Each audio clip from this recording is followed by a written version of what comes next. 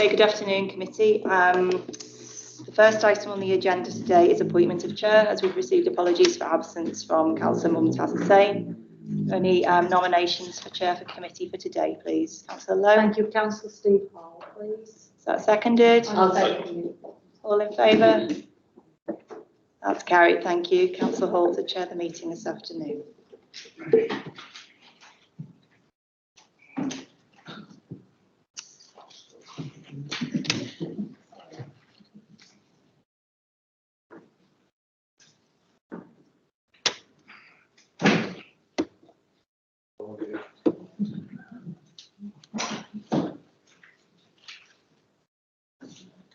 Right. Seeing as we're 10 minutes late, I'll start quickly.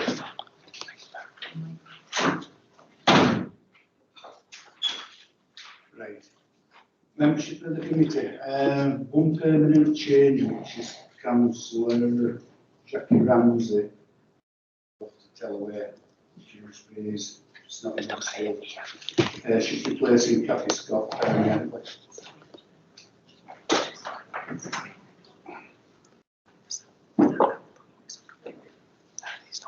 Right.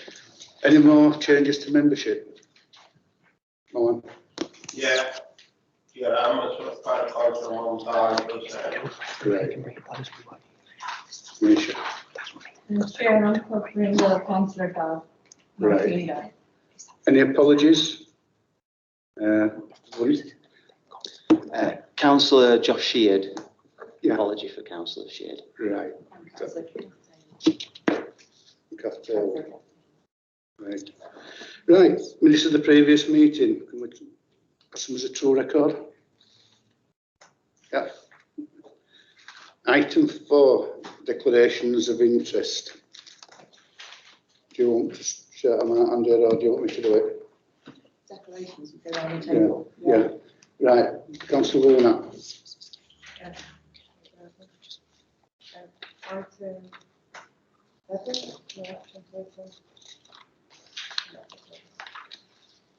Sorry, item 11 and then item 13. Councillor Cusack. Have you been, any declarations? No, Chair. Councillor Lowe. Yes, Chair, items 8, 12 and 13, but no actions taken. Right. Yeah, item 8 and item 11, no action taken. Mine. None, yeah. Councillor Craig. Thank you, Chair. Items number 8 and item number 12 have been lobbied on both of those, but no advice has been given. Thank you. Councillor Bennett. No. Councillor. Thank you, Chair. Item 8, noted, item 14, noted and advice on procedure. John. Thank you, Chair. 8 and 14, right. Right, and I've got item 8.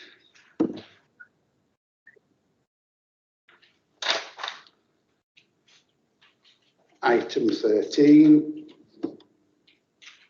And that's it. All. No action taken. Right, item 6. Well, item 5. We are a public meeting. There's no yellow papers, so everything will be on video and for people to watch. Item 6, deputations, petitions. None received, Chair. Item 7, any public questions? There's no public questions. Right, item 8, first planning application is High Street and Challenge Way, Hanging Eaton.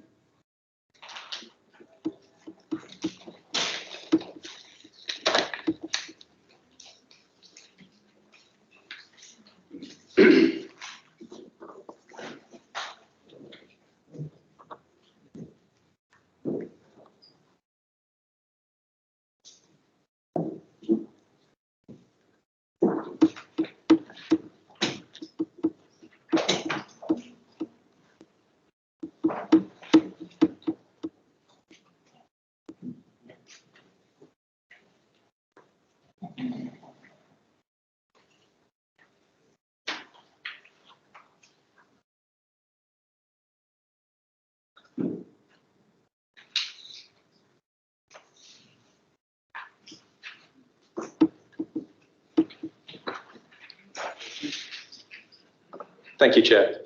Good day, members. My name is Nick Hurst, Case Officer for the application. This application seeks the erection of 55 dwellings. The site, which is 1.72 hectares in size, is a housing allocation within the local plan. It is located to the north-east of Hanging Eaton, with a tree belt and the road Challenge Way along the east boundary, which can just be seen there. The left image shows part of the site and the tree belt from within.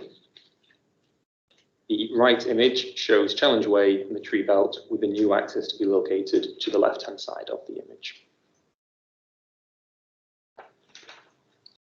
This image is taken from High Street and shows the current setting of the site. There is a steady fall to the north, resulting in the site's low point in the northeast corner, approximately there. This final image is taken from within the site and looks towards the west boundary.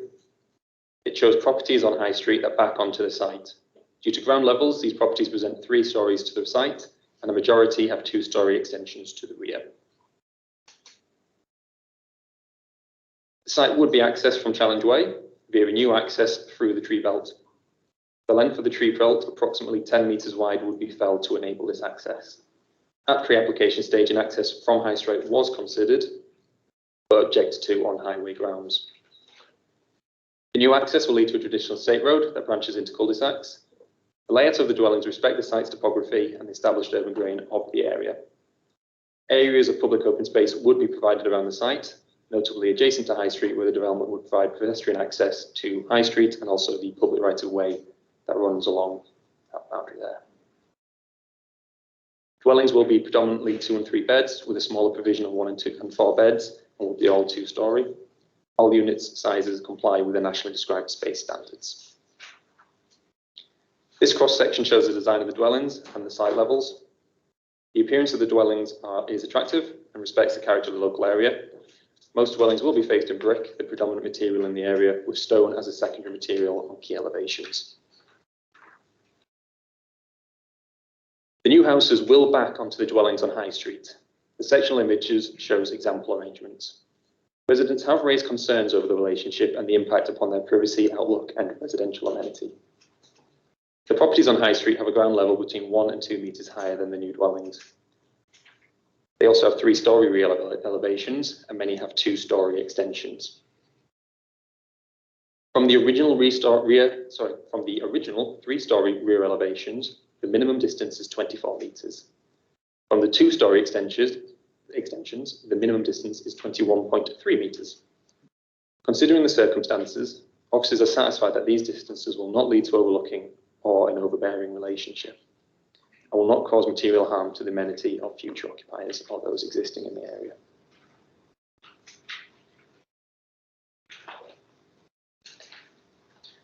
The report before members details officers' full assessment of the proposal.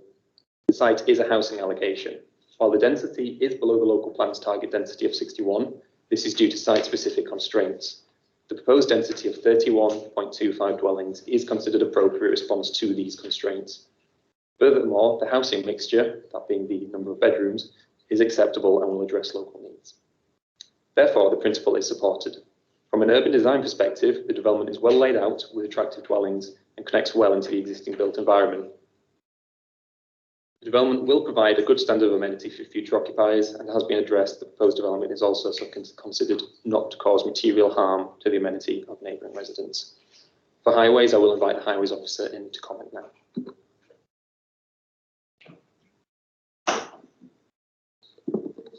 Through you, Chair. Ryan Kinder, Highway Development Management. To summarise the highway section of the report, the proposed forecast traffic generation of 38 and 33 two-way vehicular movements in the AM and PM peak periods respectively is considered acceptable. Given the assignment and distribution of the traffic to and from the development, a dedicated right turn lane is not considered to be required. In addition, due to the low level of right turners into the site, would not be in accordance with the design manual for roads and bridges and therefore not justified. In terms of cumulative impacts, the site is allocated in the local plan and traffic impact assessed as part of the planning process. it was identified that a £40,000 contribution was required to the Leeds Road Challenge Way junction improvements as a mitigation measure. Overall, the proposal is considered acceptable from a highways perspective. Thank you, Chair. Thank you, Ryan. Other material considerations are addressed within the report. This includes there being an adequate surface water drainage strategy. The site has received appropriate ecological survey and assessment, and the development may secure a net gain to local ecological value.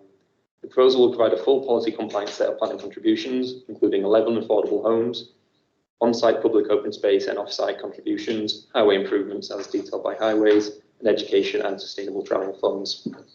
81 public representations have been received. These are considered and addressed within the report. The proposal is concluded to comply with local and national planning policy, and officers therefore recommend approval with nothing further to add, Chair. Right. Apologies, Chair, I will just mention I have received a statement on behalf of Mark Eastwood MP, who's been unable to read it. Yeah. Yep. So this statement is from Mark Eastwood MP. Good afternoon, councillors. I speak against this planning application. I've been approached by residents whose deeds to their homes appear to indicate ownership of a strip of land 1.8 metres wide within the red line development of this boundary. If residents own this land, it will invalidate the application as they have not received the legal notice required under planning law. I hope the committee will consider this as a grounds for refusal of full investigation. Residents have contacted my office reporting underground water courses flowing through their properties and onto the proposed site. The report says no evidence has been provided. However, have officers been out and had a look at these properties? Because the only evidence one can get would be if Kirklees, Yorkshire Water or the developer had undertaken dye tests, ground surveys or similar to see where the water from the underground sources emerges. I fear this has not been done. The report leans heavily on active and sustainable transports to minimise private car usage. Still, there are no improvements to Challenge Way or Grange Road in front of the development to support this. It doesn't feature in Kirklees' own Dewsbury Batley Chidwell project, measures such as protecting those vulnerable enter development onto busy roads. The site's public open land is no more than scrubland scattered around the area, hardly suitable for young families to use. You understand one location being proposed even houses a floodwater attenuation tank. Why does the report say that? Why doesn't the report say where the nearest play facilities is, which would benefit from the £84,000? How far to walk and how can they easily do so with a pram? Because people can't take a pram up to Hanging Heaton on the existing footpaths, which are unpassable. Residents have secured the expert advice of Hall and McKay, and I hope this advice is provided to all members for consideration. We are also told that any approval still needs 8 more reports. I understand the development will also see the loss of mature trees, particularly around the site. Finally, I believe there are grounds for refusal due to the site's proximity to existing houses, loss of privacy and amenity. The design does not enhance the area, contrary to local and national policy, while the loss of trees is again contrary to the same policies. Thank you. Right. Should have been dealt by Councillor Bolt, that was ill today. Hope it gets well soon. Right, next up we've got Councillor Cathy Scott. Thank you, Chair. Happy birthday, Cathy, by the way. Thank you. Thank you. Am I all right to start, Chair? Yeah, it's fine. So, good afternoon, Chair and committee members. I just want to say I actually live in the area, so I have a good knowledge of Leeds Road and also High Street, Hanging Heaton. So we're living in extraordinary times, and I think I need to build this picture for you. So we're in the midst of a pandemic, and I have concerns regarding this application. The times that they took the surveys on traffic, noise and air quality surveys, they were undertaken when we were in isolation. But members, I need you to consider that whilst the figures they've given you might seem okay, we were also on local lockdown. So that was extraordinary to what other people were facing in the country. So there was limited traffic. I have concerns about the tree buffers that are on Challenge Way being removed, some of them, and they were put there, and committee members, you might remember when Challenge Way was put through, they were put there at a time to mitigate the noise and pollution to protect the residents of High Street, Hanging Eaton and all the other surrounding residents, which now brings me on to the flooding. I think it warranted a site visit for you all to go and see, particularly when it's raining. There is water courses that definitely run throughout this site. They're flowing under the properties, down onto the site, and then down onto Challenge Way. I don't know if you commute on Challenge Way, I often do. And the water that runs off from them fields, that it comes down, and it doesn't run down Challenge Way, it runs across it. It becomes a flood zone, and it actually, sometimes you're aquaplaning with your car. So that is another concern that I have, and I think that that hasn't been addressed and it needs to be looked at. It's very dangerous at times, particularly if it turns to snow and ice, it freezes and it's like a skating rink. The proposed site the proposed site where they're proposing to put access, it's on a bend. It's already a racetrack there, and it's also a rat run on High Street to avoid other things. I'm worried about the impact that this is going to have on the whole residents of the area. We've already got pressures on Owl Lane. We've got pressures on Leeds Road, trying to cope with traffic and the current network. I'm committed to supporting housing. However, with this application, I think we're going to be compromised, particularly with the highways. I think we need to go back, look at it and work with residents, and also look at the detrimental impact it's going to have for the houses and the surrounding areas. The loss is going to be overbearing for people. There's a question about land ownership, about where they're buffering up to with local people's properties. I think residents would like to have their say. I hope some of them actually highlight the fact that High Street, Hanging Eaton floods. It flooded about 3 weeks ago. It was like a river. And I think that you need to see some photographs. I do hope that residents that are coming today have got them to circulate to you. It's important that you see what's actually going on. I don't think I can support this application, and I will be continually to lobby against it. But I do think that you need to look at everything on this site. Thank you, Chair.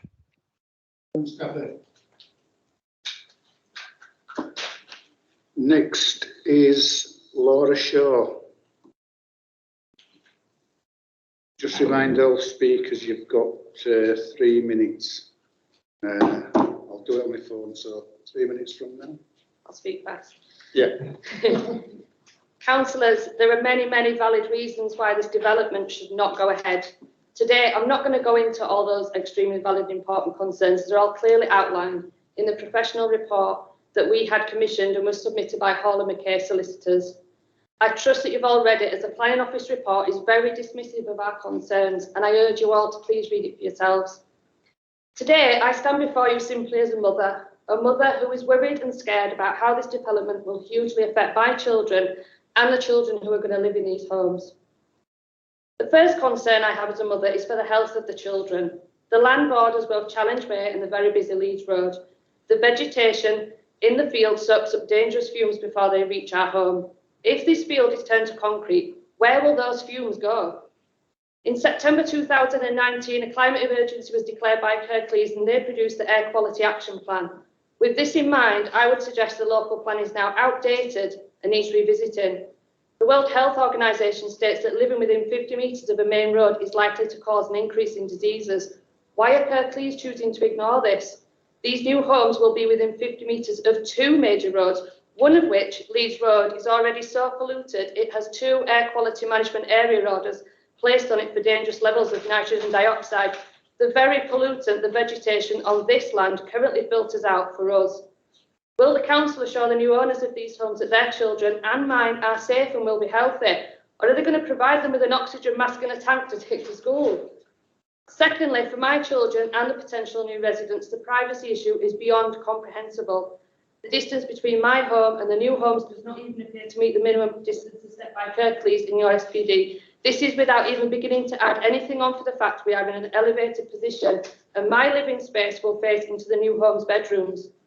Other councils detail exactly what the distance should be, such as Essex Council, who has a minimum separation distance of 35 metres for elevated homes.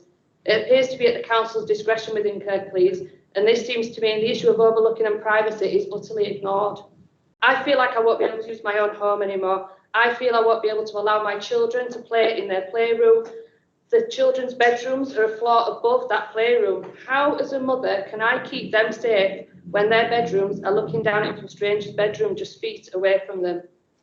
Just because a site is allocated for housing does not mean that we should accept any housing at any cost. I wholeheartedly believe we need to keep building new homes for our future generations, but I also strongly believe these homes need to be built in the right place, and this beautiful green space at Hang and Heaton is not the right place, and the proposed scheme is not the right scheme. Thank you. Next speaker is Stephen Crossland.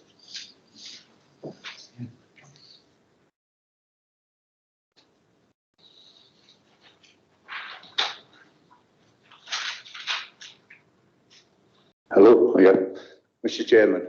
I brought a copy of my deeds through because, as Councillor Scott's just already said, there is a difference of us boundaries, and we have got proof that the land is ours. Now we're getting threatening letters for them, but obviously we've also got a thing here that said that the council. The planning office were wanting to, well, they've made a statement. Now, I thought planning was apart from us, you know, from the application. Anyway, but regarding the flooding, we've sent, the reason why there isn't specific more details on, we've sent numerous emails to Mr. Hurst, to the flooding department, telling them about the streams that go under the house. Regarding the photos, that's I don't know if you can see, I did put it hopefully for you to have a look, but there's High Street. And the flood of the car park, it's wrong because the flooding in the car park, the flooding map is wrong. It shows water coming down from Rathling Road into High Street and going down on the right-hand side. Now, the photographs that we've got, that one there, I don't know if you can see, that is at the left-hand side of the flood. That will not reach the flood route as designated. There's houses there, and it blocks there. It will probably go along and affect existing properties. It's wrong as the plan. The plan only covers one side. When the car park floods, and it floods regularly, because it all comes, it's the soak away for all the areas. The site engineer, the first one that did it, there were 3 sites. Now this is from the man that actually carried it out. He turned around and he said, point A was good. Point B, bad. That was behind the houses. The point behind the club, where we're talking about where the water was coming from, he said it was very bad. So how come we change from the site engineer's survey to a small ingress of water? There is not enough evidence that the soak-away system will counteract for these. No evidence whatsoever. I did put in for the freedom of information, and I put in for the freedom of information. Other. Interesting that. Well, yeah. Next speaker is Stephen Crossland.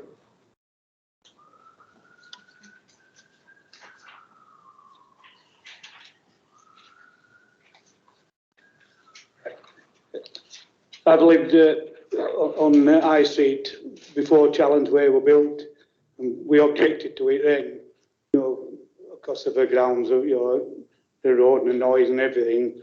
But I was assured when they built these, they built a big mound on the side where the school is, you know, to protect the school from all the dust and everything and the noise. And on our side, they didn't give us a mound, they just give us a line of trees, and they said that were enough with the fields to protect us. Now, if they're going to take away at least 30 foot of the, or more of the trees, which is opposite where we live, is going to allow the noise and all the fumes that come into the field. Plus, if they take away all the grass and leave it with concrete, that it's going to, you know, the noise and everything is just going to travel along on concrete. The houses as well, near the garage, if the proposed building there, they're only going to be like 20 yards from the road at the top where the lights are. Then at the back of them is a petrol station, and at the back of the gardens there'll be where the tankers come to fill up. So, I mean, I don't know how dangerous it is with the fumes and all that, you know, but the gardens are going to be looking into the back of them. And also at the other side, you've got the club, so they're really poor quality housing to me. They have the parking spaces, they're only allowed one each, which, you know, most families will have 2 cars, so they'll be parking on the road. The other ones further down, they're all, you know, a lot of them have got them parking at the back of one another, which doesn't work because people work shifts. So, I mean, they're not going to get up at 6 o'clock and move a car to let somebody out. So they'll be parking on the roads or the causeways.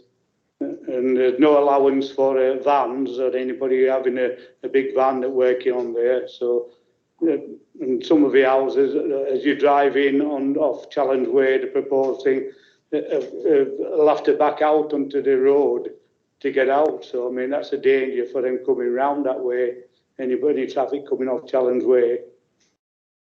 It don't allow for there's no bus route up Challenge Way, so people are going to use taxis, you know, to get the shopping and things.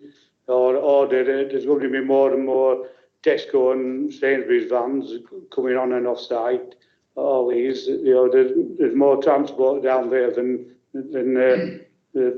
said in the reports.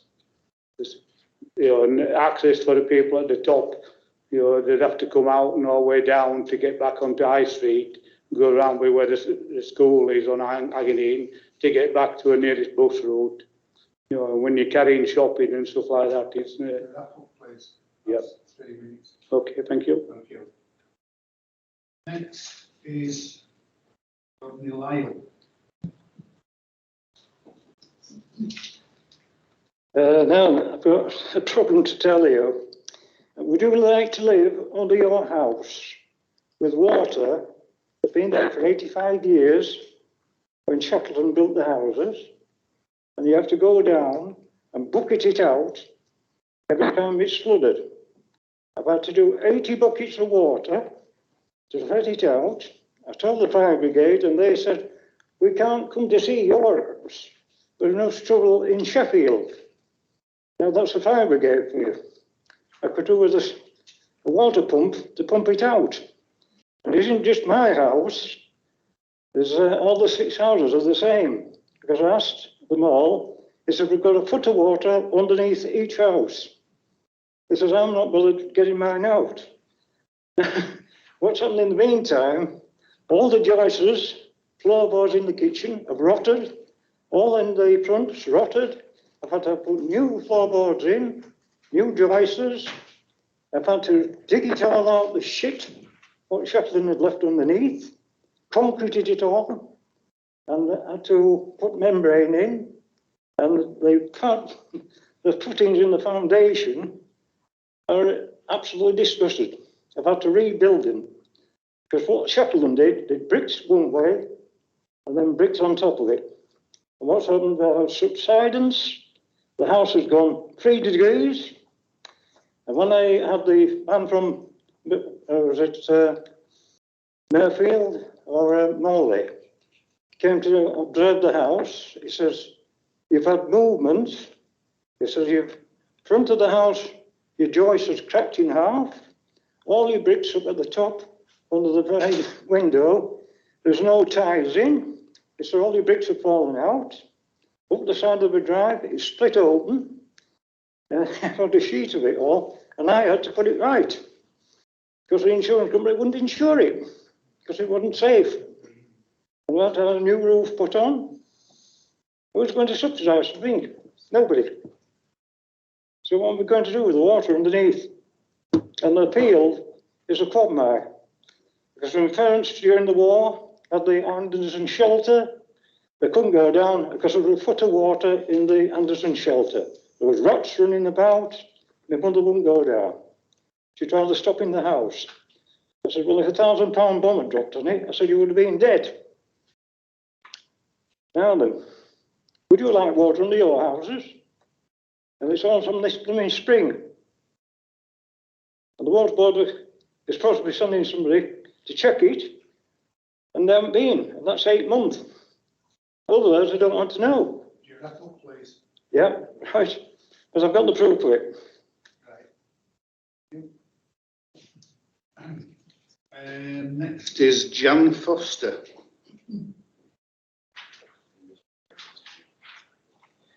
Good afternoon. The first thing that I would like to ask all members of the Planning Committee to consider is why. Why in these days of environmental crisis would any council consider destroying an area of natural ancient green open space, which is effectively a green lung for the Hanging Heaton and Soot Hill area, particularly when the Prime Minister only last week said that this sort of development should not be considered by councils and that future housing development should take place only on brownfield sites. This would in itself act as an urban regeneration of Batley and or Dewsbury. There are so many redundant and derelict buildings and pieces of redundant brownfield land crying out for development into affordable housing in the area. As a nation, we've been asked to green up in order to reduce our environmental impact on the earth as a whole. The Queen has asked that everyone in the nation plants a tree this year to create a green canopy for her Platinum Jubilee, and yet removal of established trees is deemed acceptable by the Council. The wildlife impact study which has been carried out does not seem to have gone into enough depth, particularly since the removal of a large expanse of natural habitat in Owl Lane. How have the developers addressed the issue of a requirement for a green corridor for animal travel? Most certainly, the destruction of trees along the edge of Challenge Way does quite the opposite. My final point is your traffic survey. This is concentrated on Challenge Way and High Street. It has not taken into consideration Mill Lane, which is effectively an extension of High Street, and particularly the lower end of Mill Lane by the viaduct. This is a regular rat run during morning and evening rush hours as people seek to beat the traffic already very heavy on Challenge Way and Grange Road, either to the top of High Street or to the roundabout at the bottom of the hill by the viaduct. There are quite regular collisions and near misses under the viaduct as a consequence. Also, there will be inevitably an increase in on-street parking along Challenge Way, as the parking provision on the proposed development is wholly inadequate for the number of proposed houses. As a resident of Mill Lane, we did not get a flyer regarding this development. Had we done so, I would have put together a much more comprehensive document for your consideration. As it is, I've tried to highlight the most salient points and was asked the Council to consider very carefully the long-term pain of present residents of Hanging Heaton, weighed against the short-term gain financially from the developers for the Council should these plans be passed. Thank you.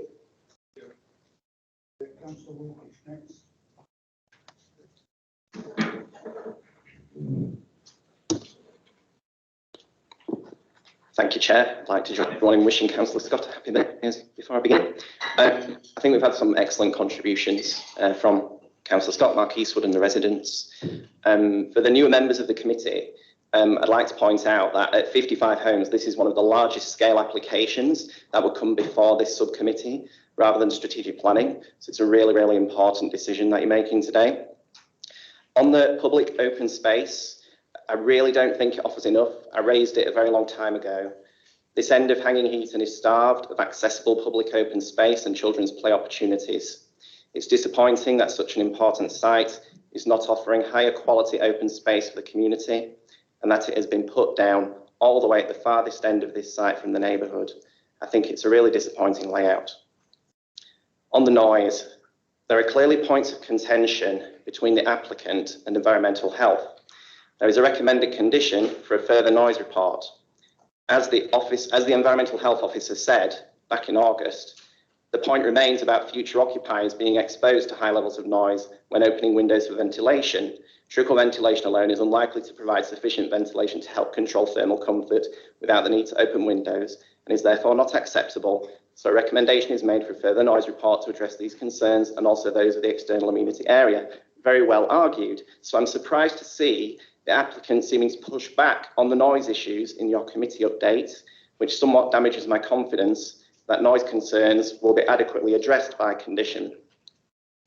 It's also undeniable that there's a significant gradient, downward gradient, immediately behind the homes on High Street, and they occupy an elevated position.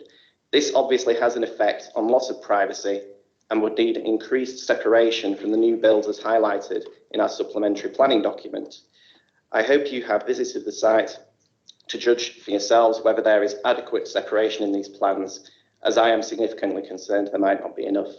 I think everyone here today and has spoken so far has articulated several valid grounds to defer or refuse this application. Thank you. Finally, on this application, it's Kester Horn.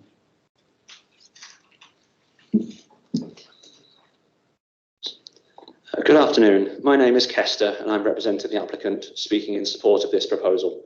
Thank you for allowing me to talk to you today. I do not intend to use the full 3 minutes, but I do wish to cover a few points. Naturally, we fully support the recommendation of your planning officer to approve the application. We also wish to highlight that all parties have worked hard to reach the position where we have no objections from your consultees. We are keen to address several of the objections from local residents. Turning first to the principle of development, whilst we recognise the local opposition to the housing scheme, the land is allocated for residential development in the adopted local plan. Our proposals are in line with the adopted policy, and Section 106 contributions will be made to support local infrastructure. The site access from Challenge Way has been designed by a specialist highway engineer, and the local highway network capacity has been assessed. These designs and assessments have been reviewed by Kirklees' highway officers and confirmed as being both safe and satisfactory. The ecological report confirms the site currently has low ecological value. However, the latest government legislation requires biodiversity and ecological enhancements for all new developments to be acceptable. Our specific improvements for this project include additional tree planting, new hedgerows, wildflower meadows, and new habitats. Our drainage proposals include surface water storage to ensure that once the site is developed, the runoff rate post-development will be lower than the current greenfield runoff rates. In summary, our application accords with adopted policy and we have no consultee objections. We would be grateful if the committee approved our application in line with the officer recommendation. Thank you.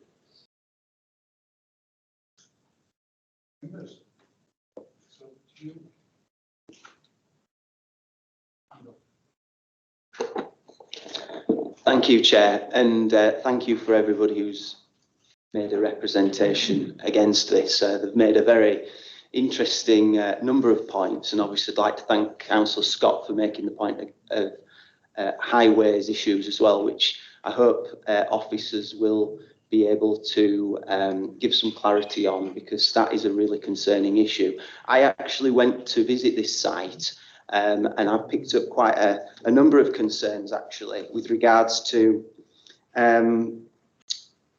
the issues that I was concerned about were regarding, for example, Chair, would it be possible actually to pass a few photos around that I took on my site visit, just to illustrate to committee members? Yeah, thank you. If members would like to take one and pass them round, thank you. So, in terms of the actual red line on the site. On the east side of the boundary, what we've got is a footpath which runs down the side of the property, the site.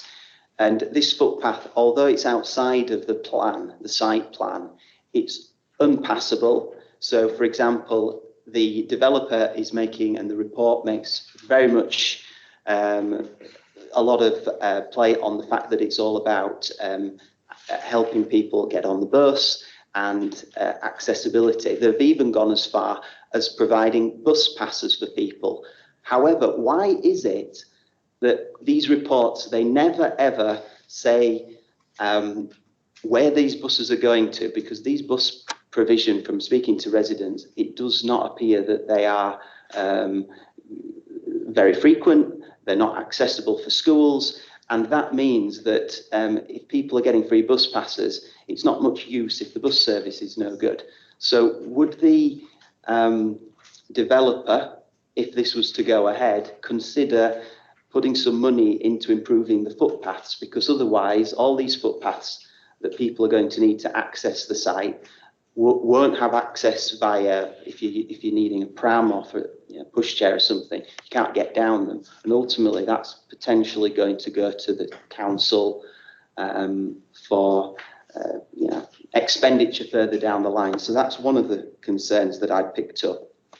In terms of, I think it was Mr. Crossley who'd raised the issue of the red line boundary at 1.8 metres. So there's a dispute. I understand there's some deeds here which indicate ownership by residents on High Street of land that is in the red line boundary. If that's correct and the residents do own that land, the developer should, in my opinion, have, by law, have given notice to the residents that they were putting this planning application in. And I understand that that hasn't been the case. So with that in mind, if it hasn't been the case, surely it would invalidate this planning application. So that is something, again, I would ask officers to be able to give some clarity on.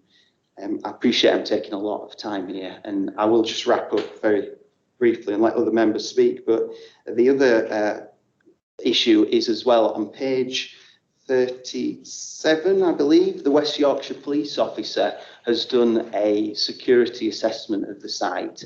But ultimately, if it wasn't the case that the footpath, this 1.8 metre footpath that's being proposed by the developer isn't an official footpath, has that been assessed appropriately? And if not, again, it might be needed to be looked at for a security measure, because it could prove that houses on High Street are having security issues as a result of this development as well. Thank you, Chair.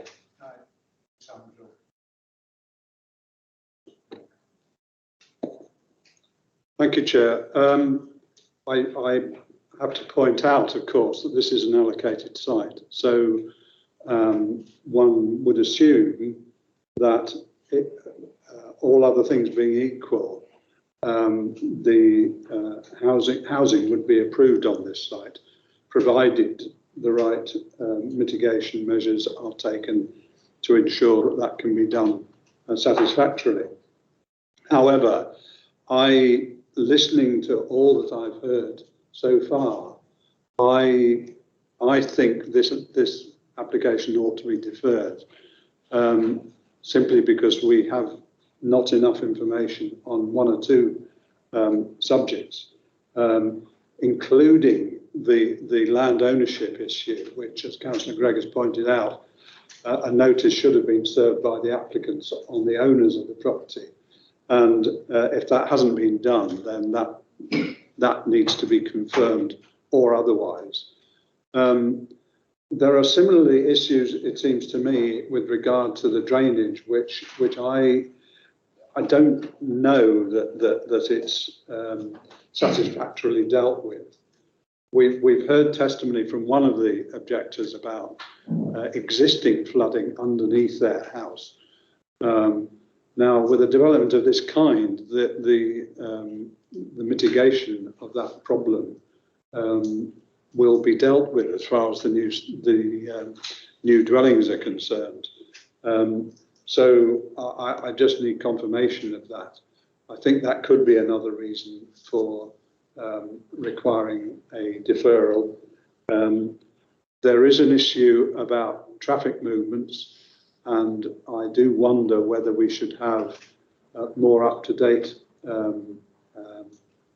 surveys of actual traffic movements, both on Challenge Way and on Leeds Road and High Street, to ensure that the traffic that is generated by this site can satisfactorily be accommodated on or near a junction which is already, I think, over capacity from memory, given the other applications that we've dealt with in this area.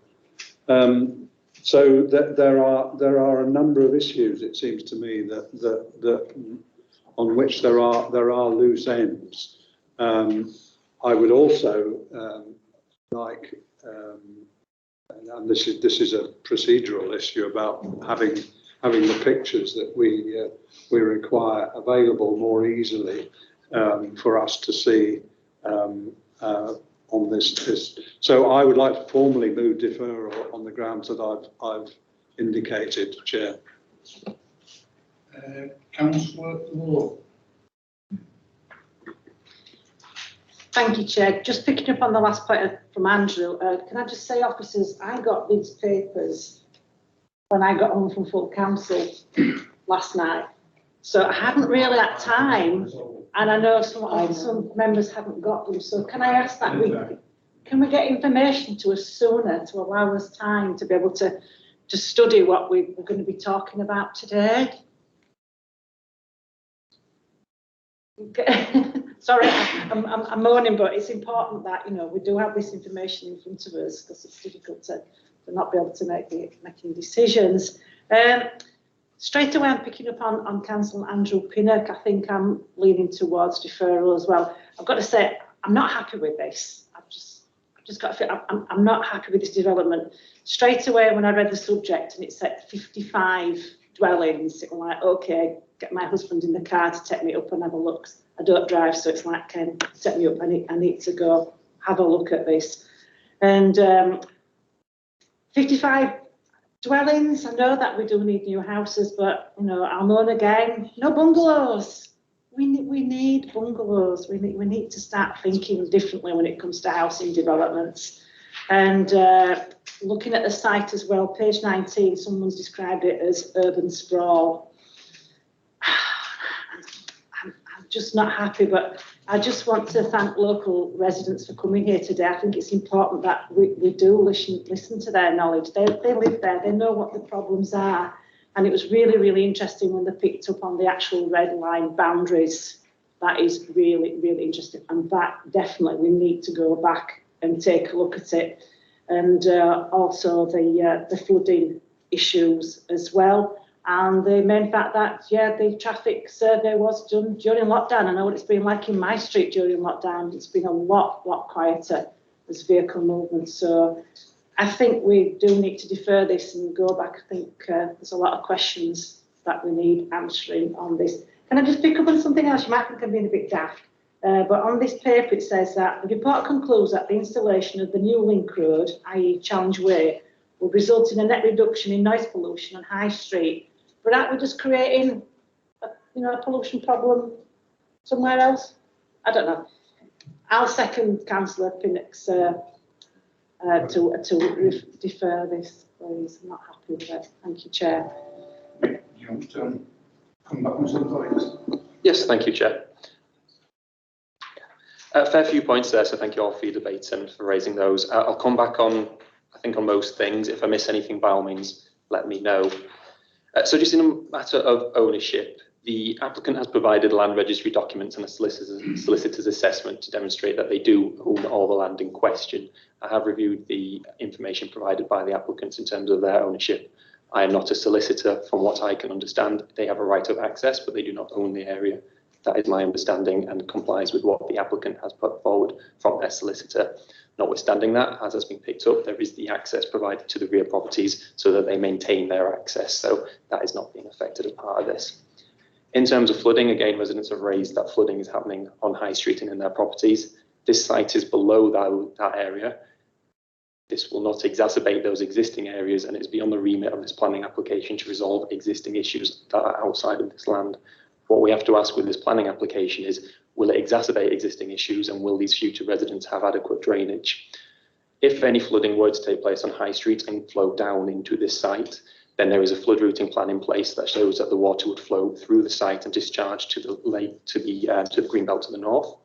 Alternatively, a surface water drainage strategy has been provided, so it will either flow through to the north or be captured within the surface water strategy of this development into the attenuation tank and get discharged into the culvert to the north.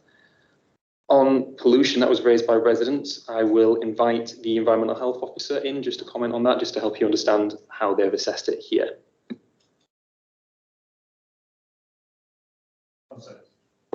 First, it will be air quality and then noise.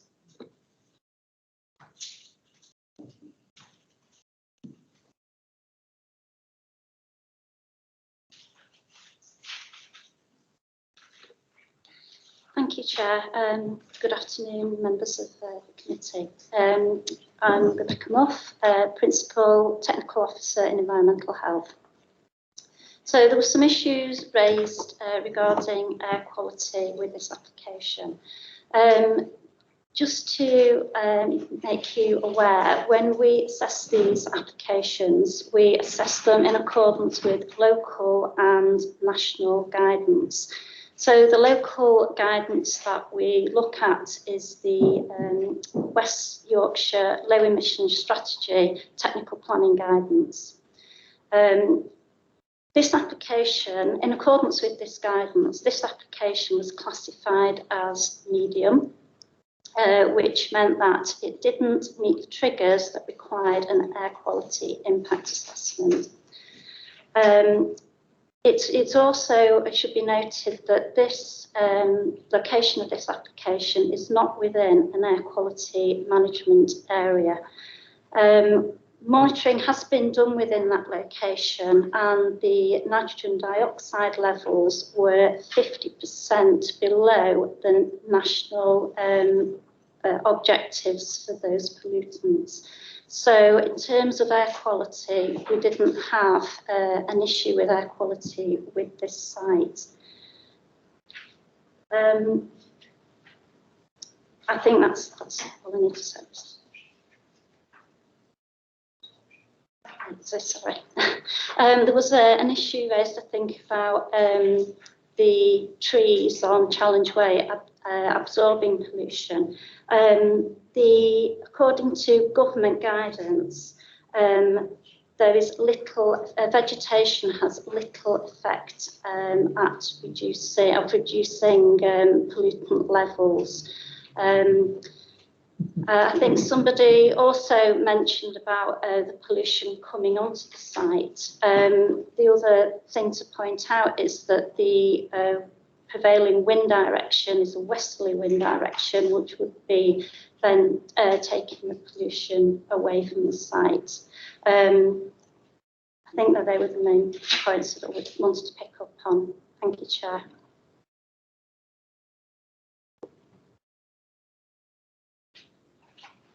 Yep, so we've got last solution.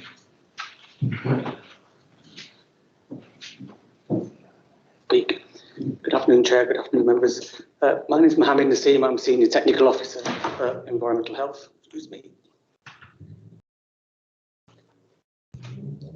And I'll just address some of the issues with regards to noise. Comment has been made regards to the low traffic levels, obviously due to COVID. There is professional guidance has been issued by the Institute of Acoustics and the Association of Noise Consultants regard to how to assess for traffic noise during the pandemic and obviously the lower traffic levels. And it is also a professional judgment on the consultant's part regards to assessing the levels and whether they are typical and so on and so forth.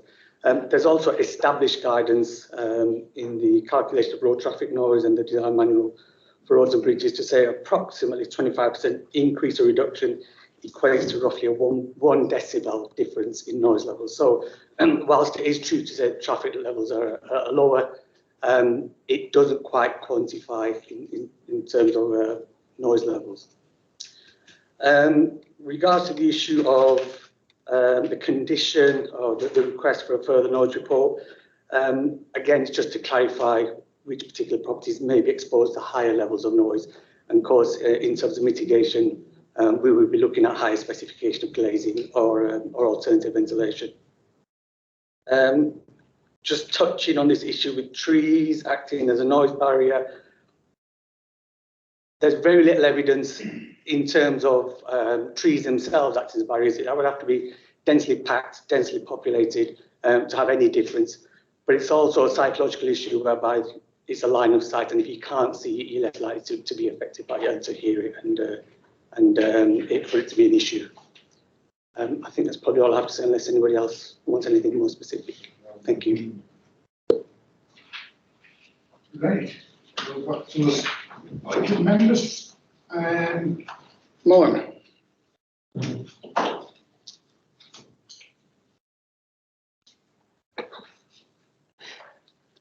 Thank you, Chair. Yeah, I have listened to some of our members and to the officer as well. I know that some people have concern resident about the noise and traffic surveys which have been undertaken during the COVID situation, pandemic, yeah. But we got some professional officers who have said they have no concern about no concern over the quality of the survey done. We have to listen to our professional officer, otherwise we can't carry on to deal with this application. Yeah. So I agree with my professional officer advice. Mr. Chair, this site is housing allocation and the local plan. Yeah. And the applicant, the developer, took public engagement before he submitted this application to the planning officer. Yeah, he sent out the flyers, 48 flyers, and he sent out the questionnaire to the resident that time. So developer has listened to the community. That's why he submitted application, and the officer negotiated with the developer the best condition for the application. If you look on the section 106 contribution, we got one of the best contribution we got here. You got a public space off-site contribution 84,000, and it's just close to adjacent to this site. Yeah, that's good.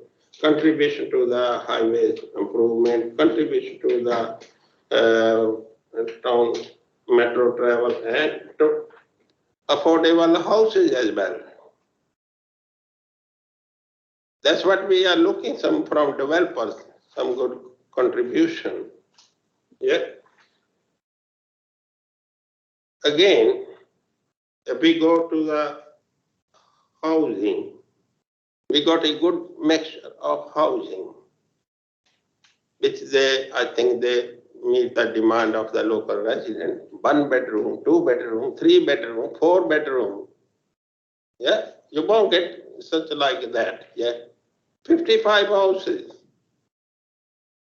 I don't think we have got any solid reason to defer this application or be to refuse this application, Mr. Chair. I'm happy to go along with the officer recommendation to delegate power to. Thank you, Mr. Chair. Councillor Warner. Thank you, Chair, and thank you to the residents that came today and spoke about this.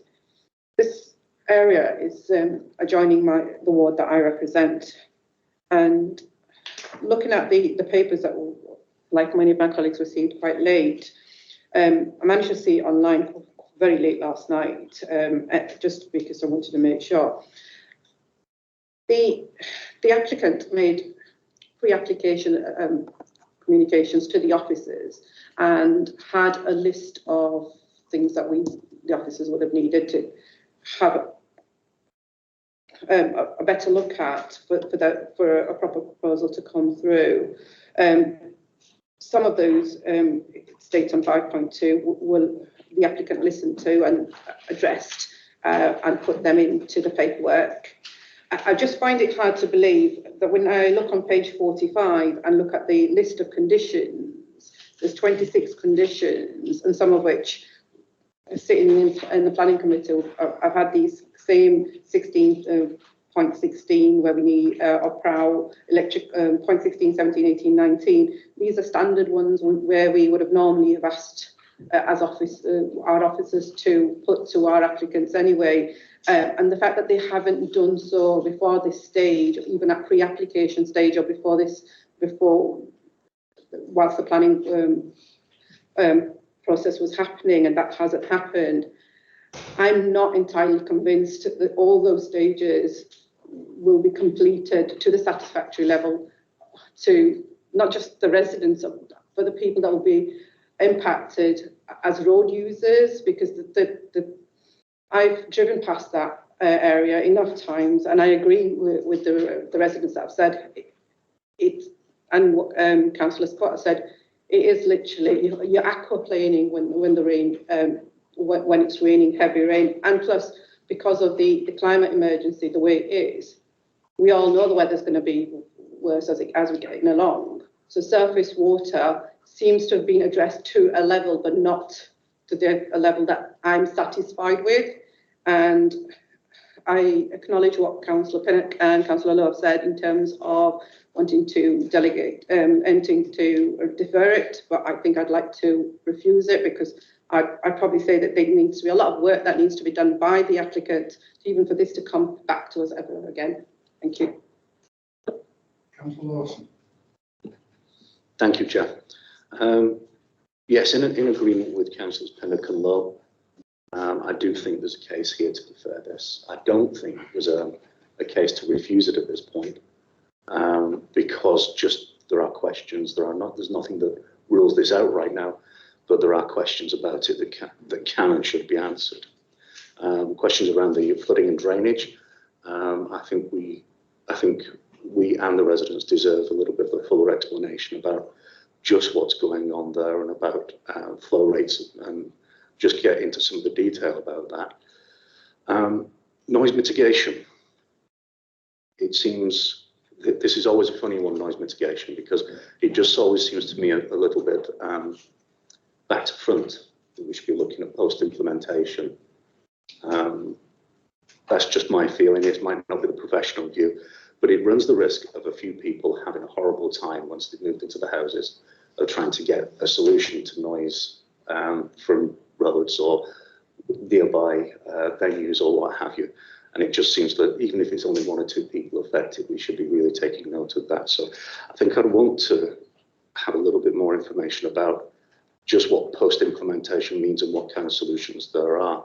I mean, if that can be done today, that's fine, but it'd be good to see it in the papers as well. Speaking of papers, it's been mentioned before, if it's a full application, we like to see full papers first. I know this has been online, but quite frankly, we need the papers in full before we go. We can't work on an operation of saying, okay, I need to chase down papers now online, because that's an endless kind of task, because you're never sure what you've missed and what you've got. So yes, if it hadn't been seconded already, I would second deferral on this, just on the basis of those questions. I would agree, one last note, I would agree with the speaker who said, the gist of it was allocation doesn't mean unquestioning acceptance. We do have to do our best to make sure that these applications are as good as they can be and satisfy ourselves. So just to echo Councillor Luna.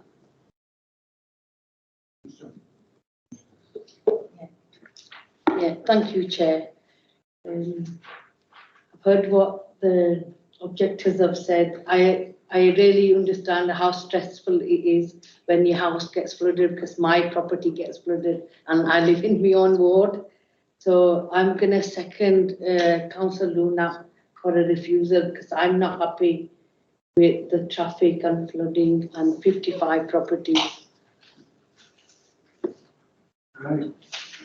First on the table for by Councillor Pinnock, seconded by Councillor Lowe. So we will go to that first. Have we got anything, Ryan, about highways that you want to throw in before we start going to a vote? Yeah, I can just try one last ditch explanation for you. Councillor Scott mentioned about the traffic surveys along with a number of other people. Just to confirm that the traffic survey base flows were completed in 2017 due to the COVID pandemic. A temporal growth factor was then applied to this to represent an accurate figure. This is a nationally procedure carried out for traffic surveys during the current climate to ensure continuity of the planning process. Thank you, Chair. Thank you, Chair. Just to come back on your point, Councillor Lawson, in terms of the glazing, what it requires is you do a survey to suggest what level of noise mitigation is needed to make sure that the internal room is adequately results in a good level of internal noise. What it means by we impose prior to occupation, so we estimate what the noise mitigation needs to be. You then go inside, do the monitoring and prove that that has been achieved. So it's before people live in it. We want to see that evidence that what has been put in is adequate. So that's the approach there. Just in terms of the conditions, go back into you, Councillor. Most of these are prescriptive that simply say, so for the electric charging vehicle points, it simply says you must provide this. It gives us a strong enforceable position where if someone doesn't have it, we can simply go along and say, right, this condition says you have to provide this. So that's kind of the approach that those conditions are for. It's very rare that applicants put on charging points on every application showing where they are, but we do secure that through conditions, and a lot of those are prescriptives that I can help clarify on if needed. John. Just a brief point on the conditions as well. It's a small point, but condition 6 in my papers says stone boundary wall to be.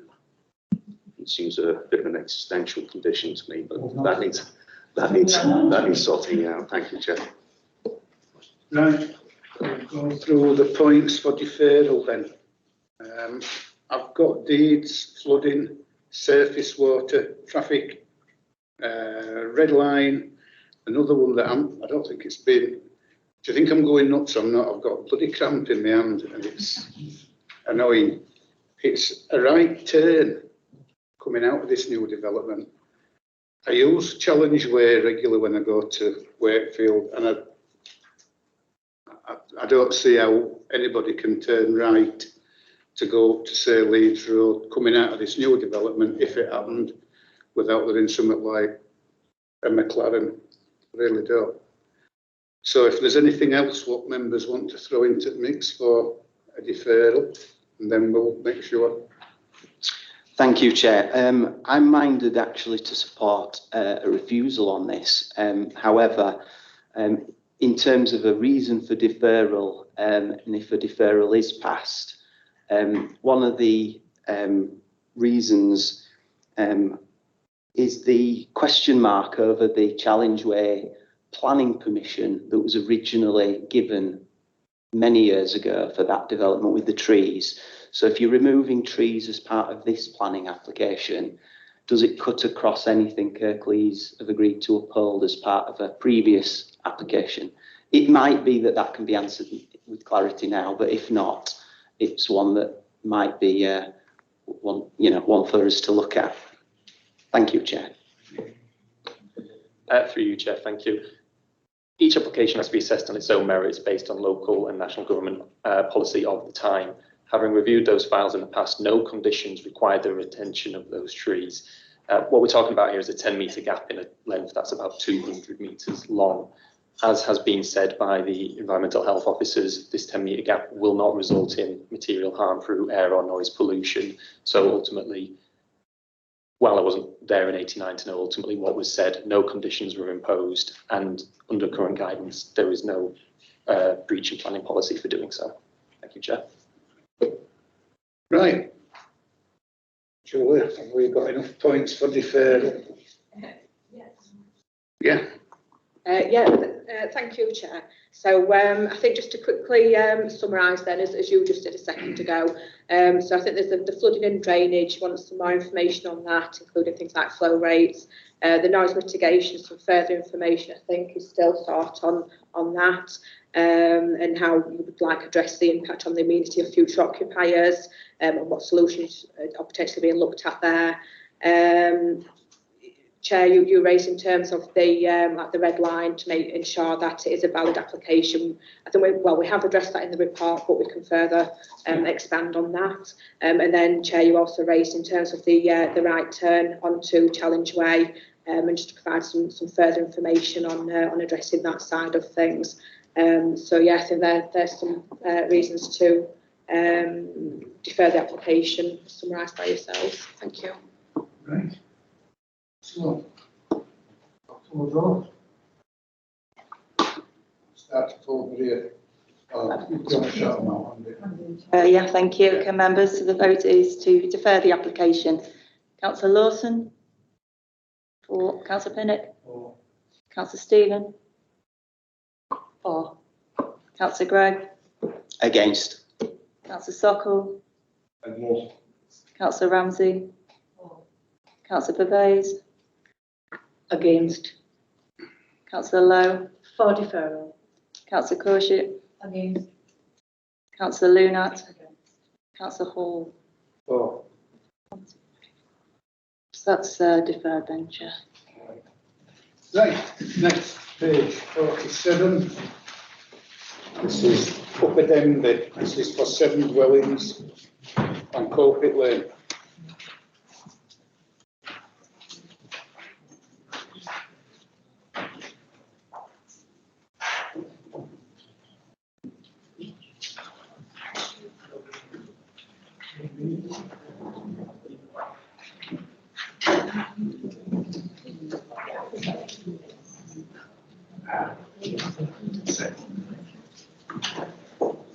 Just before this starts, one of the items is has anybody been approached by any members of the public or developers about applications?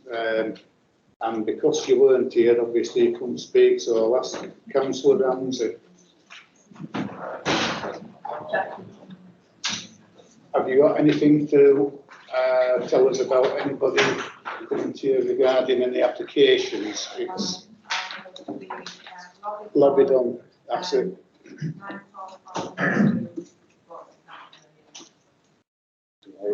And Councillor Stephen? Yes, I was lobbied on the last agenda item 8, but no advice given. Right, Liz?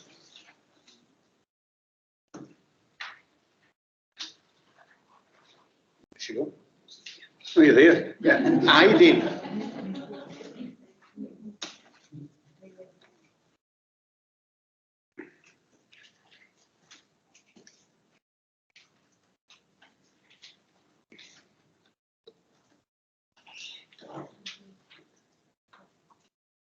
Thank you, Chair.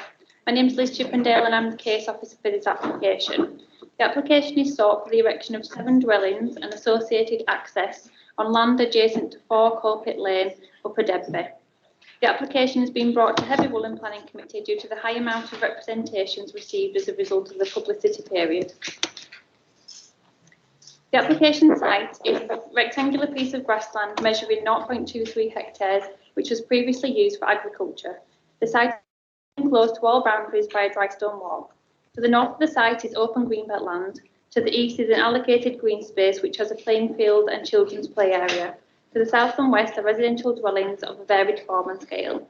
A public right-of-way runs along the southwest of the site, crossing Greenfield Close and continues adjacent to 11 Greenfield Close. The application site is unallocated within the Kirklees local plan. The proposal is for the erection of 7 three-bedroom dwellings, which are set out in 3 pairs of semi-detached, 2-storey dwellings and a detached dwelling. Each dwelling has two off-street parking spaces with an additional 2 visitor parking spaces. Access to the site is proposed via Greenfield Close to the west.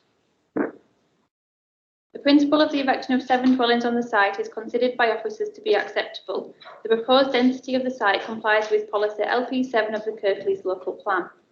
The proposed scale and design of the dwellings is considered to reflect the local vernacular and cause less than substantial harm to the setting of the Upper Denbies Conservation Area.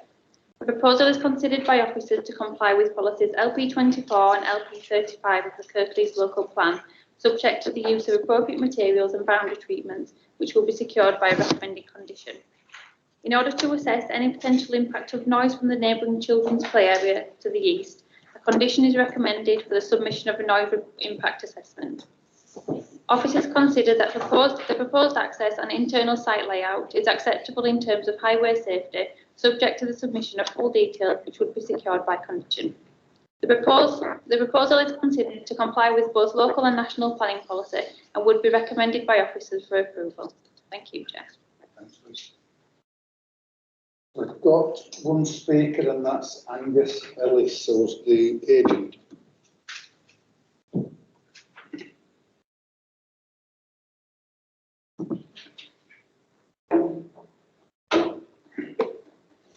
Thank you. Good afternoon, Chair and members. My name is Angus Ellis of WHP Architecture. I will be speaking in support of this application. As explained by our planning officers, this is an unallocated site within the settlement boundary of Upper Denby, which sits outside the conservation area and is adjacent to an area of urban green space. The response to pre-application consultation reference 2019-20103 concluded that the principle of residential development on this site would be supported, subject to the resolution of a number of technical matters. The current design has evolved by addressing these issues and through a constructive dialogue with your officers. A road layout has been designed to meet parking standards and to provide access for public surface vehicles, whilst leaving meaningful amenity space for each dwelling. Drainage will be accommodated by the existing adopted system, with attenuation added to avoid surcharging or consequential flooding. The residential amenity of adjacent properties has been protected, and an acceptable density of slightly less than 35 dwellings per hectare has been achieved. Overdevelopment has been avoided, and the grain of the established settlement has been respected. Contextual architectural style has been developed, which respects local traditions and will be built with locally sourced natural materials. This scheme will provide realistically priced 3-bedroom homes which will be available to young families wishing to remain in the village of their birth. I commend this to committee. Thank you. That's it, members, it's over to you. Councillor Pinnock. Thank you, Chair. Yes, something quite interesting about this, and it says here that this application is reported to committee because of the volume of public comments. We don't have any, apart from the gentleman that's just spoken, we don't have anybody else speaking about this. And frankly, listening to planning officer's presentation, I really can't see a problem with this this site. Unfortunately, I've not been able to go and look at this one, but I have been to Upper Denby on quite a few occasions with site visits and so on. And I do think that the issue that Mr. Ellis raised about people being able to stay in the village where they were brought up is extremely important. I've heard that over all the years I've been on the council, people having to move out because there were no properties available in their area. So now there is a question, of course, as to whether these are truly affordable, and that's not no reflection on the agent or the developer. That matters outside their control to a large extent. and the site is probably too small for us to impose a condition about affordability and so on. However, I do think that there are cases where we need to support the building of properties in communities like this, because it will be a valuable addition to the local stock of housing. So I would like to move the officer's recommendation. Thank you, Chair. Thank you, Chair. Upper Denbigh's lovely. I wish I could afford to live up there, I've got to admit. Can I just ask one question on page 51? It says Denbighdale Parish Council had raised concerns about access issues, specifically emergency services. Can someone just expand on that, please? Thank you. Through you, Chair, the applicants demonstrated access for both emergency services and refuse collection vehicles, so that's considered acceptable from our perspective. Thank you.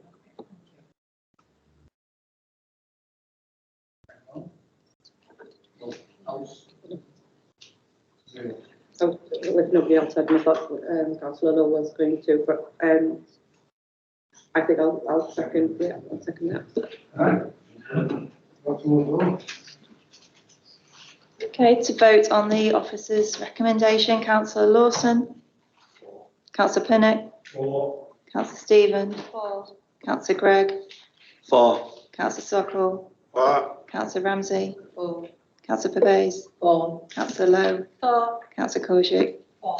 Councillor Lunat. For. Councillor Hall. For. That's carried. Thank you.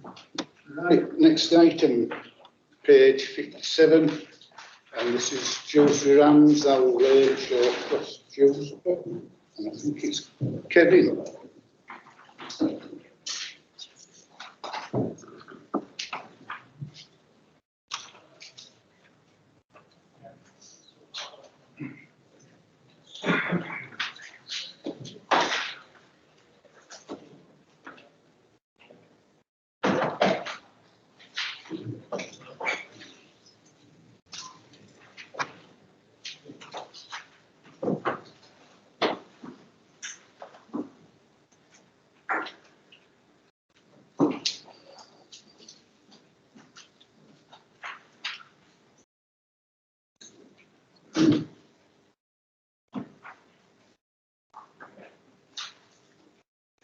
Chair, and good afternoon, members. I'm Kevin Walton. I'm one of the senior planners in development management. This item has been is an application to discharge condition 40 attached to planning permission for the erection of 206 dwellings and formation of community and sports facilities. As you can see from the slide, the residential development, which is shaded blue, has been developed off land on Owl Lane, south of the existing Techno Stadium, which is home to the Dewsbury Rams. The community and sports facility, which is also a replacement training pitch for the Rams, is shaded green and located adjacent to the residential properties on the north side of the residential developments. A multi-use games area, which is shaded orange, was also erected as part of the development. Condition 40 was imposed as part of the planning permission and required certain details to be agreed before the existing training pitch was lost. These details included specifications for the pitch and a sports development plan showing when and how the pitch was to be used. The condition was imposed to ensure the pitch is used in the interest of promoting healthy communities.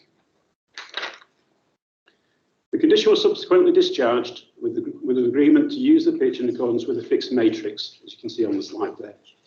Details that were agreed can be found in the officer report at paragraph 10.5, which essentially allows the pitch to be used by various clubs within specific time slots up until 10 p.m. 3 days a week, 9 p.m. 2 days a week, and until 5 p.m. on Saturday.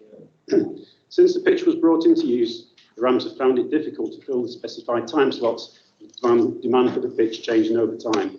They claim the pitch is becoming increasingly unviable, leading to financial pressures on the club and potential loss of the pitch if this cannot be maintained. They now wish to agree on a more flexible arrangement whereby the pitch can be used for any community sports within the specified times. The Rams believe the revenue derived from the flexible use of the pitch for clubs and community will provide the funds necessary to carry out essential maintenance, thus securing long-term use for the pitch and the community. The times they seek to use the pitch can be found at paragraph 10.8 in the report. The times are 9 8:30 p.m. Monday to Friday, with an hour's break during the day, and 9 1 p.m. Saturday and Sunday. The multi-use games area will be used 9 10 p.m. any day. Representations received mainly raised concern over noise disturbance from the use of the pitch, including shouting, referees' whistles, and ball strikes against the perimeter fence, particularly when the pitch is used for five-side football. The yellow arrows on the slide show how the pitch is occasionally divided into 3 parts to allow more users on the pitch, as opposed to one group playing lengthways. The key points to consider on this application are, on one hand, the policy reasons why the community facilities would consider to carry considerable weight as to justify approving the residential development, and whether the policy need to retain the community facilities still exist. On the other hand, whether allowing a flexible use really impacts upon the residential amenity, more so than the previous agreed matrix. Essentially, members, this is a classic planning balance, and members will need to consider the strength of planning policy supporting the optimal use of the pitch and continue community benefits, and weigh this against any undue noise disturbance residents may experience. In officer's opinion, the 8:30 p.m. finish strikes this balance in favour of approving the proposed hours of use. Thank you, members. First speaker is Andy Rushke. Sorry, Chair. First speaker. Right. Sorry. Hello, committee, and thank you for finding some time for me to speak. I'm Mark Sawyer, I'm the chairman of Dewsbury. I've been for 20 years, and the development of the all-weather pitches have been planned for many years with council officers, so that the club could come secure and community facilities would come secure. What's resulted, unfortunately, is not an ideal situation in that the houses were built too near the pitch. As council officers have said at the time, the baton might not have been passed on, and it's not the best of where the development was delivered, but where we are. And we've done what we can to try and make the pitch better. We've introduced a commitment from people using the pitches that they behave better. We've also improved the rattling on the sides of the court and invested a substantial amount of money, indeed exceeding any profit we've had from it, to try and make it more acceptable for the neighbours. We're talking with officers at the council, hopefully moving forward, to try and make the club more secure financially. Rugby league itself is in a terrible bad state, and our money from the TV contract is unfortunately going to get reduced by 60%, 100 and some thousand, from the 1st of December. It's going to leave clubs like Batley and Dewsbury struggling, so we need to do everything possible. The actual all-weather pitches have been unbelievable success, and we'll be able to keep a lot of community clubs on there. Unfortunately, we have to turn some away. It's a great commitment from us to be able to finish at 8:30, and it's sad to see clubs being turned away from it. But where we are now, you know, those houses have been built, and I would just say that the club itself, you know, moving forward, that all-weather pitch, hopefully will make a big contribution in us keeping going for an historic club, which has been going since the 1890s. So we'll try anything we can moving forward to make it better for neighbours. What I would say is I understand the problem. It isn't their fault that the houses were built at the side of the all-weather pitch after we moved some other all-weather pitches, nor is it the club's fault. Thank you very much for your time.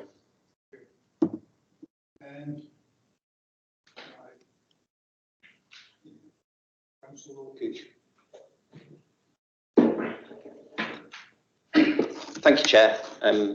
Members, since I became a member of this council, I've had several complaints from the neighbours about the operation of the training pitch as it stands, and obviously took a great interest in this application. And I also, alongside Councillor Scott, asked for it to come to committee. And I made some comments at the time that haven't made it through to your report, but Since the actual plan has only changed minimally, I think they still apply now. So the current approved usage plan is approximately 50% for professional and semi-professional rugby training and 20% community use, with the remainder split roughly evenly between local sports clubs, five-a-side games and children's parties. The actual operation of the training pitch currently does not comply with the approved plan. Unfortunately, this has caused prolonged and significant nuisance to residential neighbours on the Amberwood Chase development. The applicant says that its original plan is no longer viable. And I was hoping that this application process would result in sustainable usage for both the applicant and neighbours. And for the wider benefits of Dewsbury, I hope for a secure future for the Rams and for the training pitch to fulfil its potential community value. The proposal submitted in this application requests unrestricted usage of the pitch within adjusted hours of operation. It does not, from my reading, it does not guarantee any time for community use and does not sufficiently protect neighbours' amenity or ensure they will not suffer statutory nuisance. The applicant has submitted its code of conduct for use of the pitch. Unfortunately, this does not include any provision to regulate noise to a reasonable level, even at night. It must be noted that measures to prevent unreasonable noise or other statutory nuisance would also be in the applicant's interest, as this would help to avoid any potential need to enforce environmental protection legislation. The very close proximity of residential properties means there is a clear need to control noise generation. Possible options could include restrictions on spectators. It's important to remember that this was planned mainly as a pitch for training rather than for spectator events. So it could be limited to quiet, so spectating could be limited to quiet supervision of children and vulnerable adults. There could also be restrictions on the use of music and on when the pitch can be shared between multiple bookings. The current code of conduct, I'd be interested to hear back from environmental health officers on where they see the noise situation with this, because it is very sensitive with the close proximity. The current code of conduct also explicitly permits pitch users to call on neighbours to ask for stray balls to be returned at any time of day, which is likely to lead to neighbours experiencing regular interruptions from pitch users calling at their homes. Unrestricted usage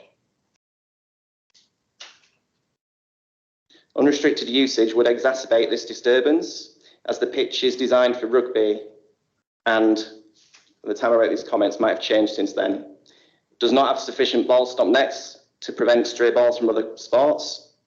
If usage restrictions are relaxed, then we need to ensure that there is the appropriate netting to stop these disturbances from continuing. The code of conduct that's been submitted is lacking with respect to enforcement, as it only says failure to follow the code may result in cancellation. I would like to see a much clearer commitment by the applicant on the enforcement procedure, as well as a clearer commitment on community use. I hope that the applicant will recognise that these comments are intended to be constructive, but that are considered the overall proposal doesn't go far enough to preserve the amenity of neighbours and provide time for community use of the pitch. Thank you.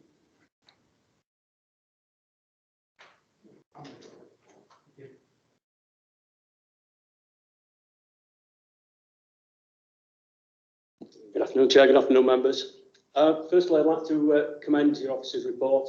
I think it was a really well-balanced report that brought into sharp focus, first of all, the issues that are affecting neighbours, and I'm not going to underplay those. I appreciate that there are very real issues there for neighbours and residents. Also, it effectively shows the balance that has to be achieved in terms of the community use of the pitches and the reasons for actually approving the original application in the Greenbelt in the first instance.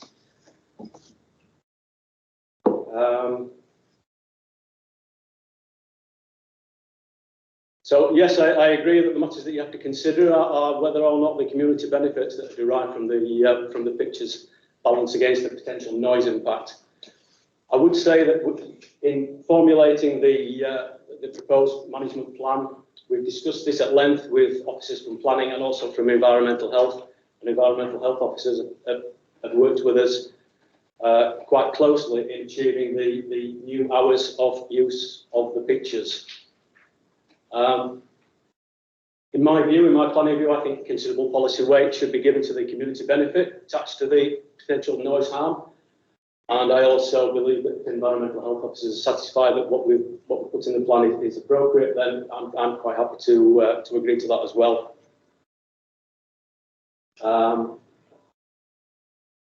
There are appropriate measures in place. We do have nets to stop balls going over, and whilst I appreciate Councillor Lukic's issues there, I do think that we've addressed matters and made significant compromises to address neighbours' problems and also to achieve the appropriate balance. Thank you, Chair. Thanks. Right, members, Councillor Law and then Councillor Luna. Thank you, Chair. Maybe I should have declared an interest here because I am rugby league mad, and for 51 years I've supported Batley Bulldogs. Oh. I just want to say that looking at page 60, 7.1, the noise concerns, I'd like to think that it's positive noise that's going to come from the stadium. And I think officers, yeah, you have done a good job with the report. And like I said, I just hope that the local community will get involved with things that are happening at the club. And that's from a Batley fan. Okay. Thank you, Chair.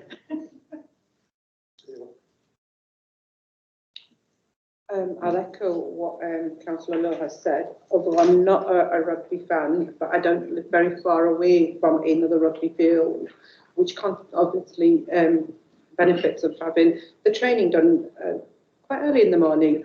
But like you say, it's positive sounds that are coming, and it's not a noise that makes me worried, if that makes sense. And I've lived with that kind of noise for about 12 years now, and I don't think there's a problem with it. So I'm happy with the report from the officers. I understand the netting that Councillor Lukic has mentioned, but you've also mentioned, they've mentioned that netting has been already addressed. If that's already addressed, perhaps we could look at even a 2-year plan, you know, if there's any issues with it, kind of thing. But I'm happy to go with the officers. I'm happy to move that. Thank you. Any more? Councillor Pinnock? Thank you, Chair. This is one of these applications that is really quite difficult to follow. It's actually a discharge of conditions application, which we don't normally get at committee, thank goodness. Sorry, no, I don't mean that really, but it's because they deal with a very narrow issue usually. This one does spread out a bit because of the noise. Sorry, never mind. But it is a bit of a knotty problem. We've got houses right next to this site, and I will point out that when this came to strategic committee, I voted against it. So, but it's there; it's been built, and I'll just have to lump it from that point of view. But on the other hand, I think Councillor Lowe is quite right in saying that on the whole, the noise that will come from this site is as she puts it, I like the sound of that positive noise. It's not the sound of fighting, for instance. I assume all that we have to do with this application is just approve the discharge of conditions on this particular condition. There was a point mentioned in the report on page 67 about floodlights, and it says it's outside the scope of this condition, but I assume that there is another condition somewhere about the floodlights which ought to have dealt with that. Can I just confirm that is true? Because light spillage is another of the things that neighbours get rather upset about. So, but otherwise, I'd be supportive of the proposed change, which I hope will be of great benefit to the club going forward. And I'm not a rugby league fan, but I can see where you're coming from. That things like this will be of vital importance to the club. Councillor Craig. Thank you, Chair, and I echo the other comments that the officers have done a thorough report here, and the times don't seem unreasonable, the changes. I have to say, I follow Huddersfield Giants, although haven't actually been to a Dewsbury Rams game, so I'm sorry about that. But in terms of the report, it does sound like it's not unreasonable, although I would like officers to let me know if it says 7.1 in the report, there are representations from the local public. It appears that it is a variation. So are those objections valid with regards to it being a variation? Because I know that there was something mentioned about the floodlights that said they weren't. And the other question was at the end in the other matters and representations made, residents had said that as stated in the report, officers consider the pitch to largely accord with the planning permission granted, and that was related to the residents' concerns about the pitch being closer to the residential properties than approved.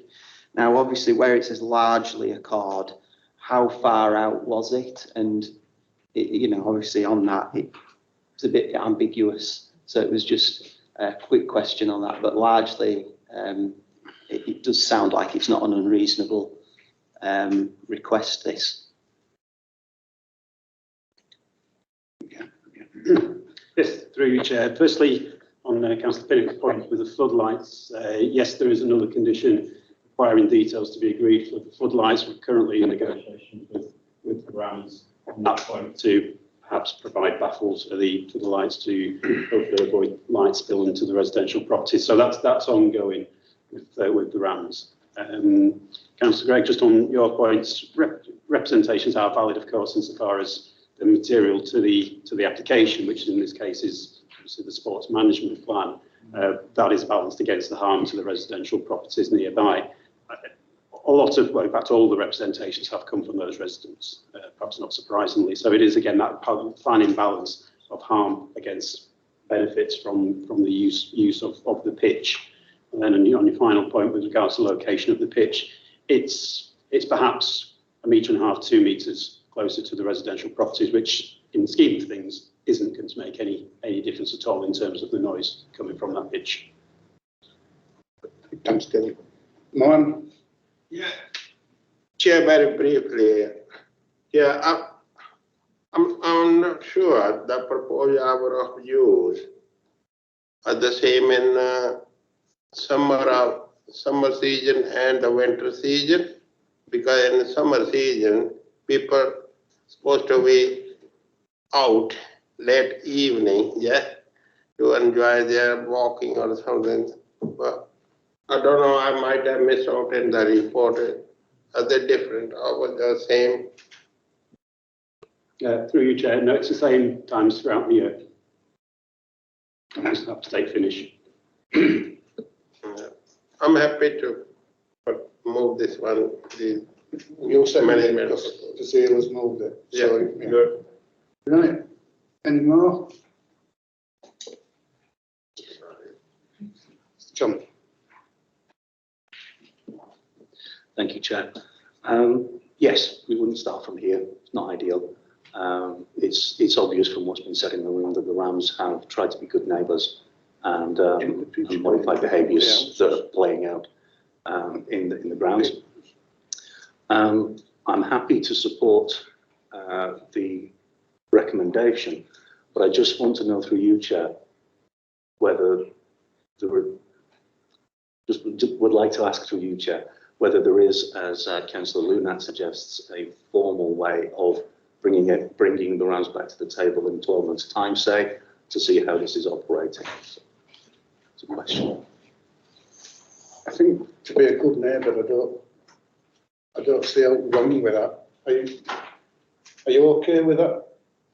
Rather not.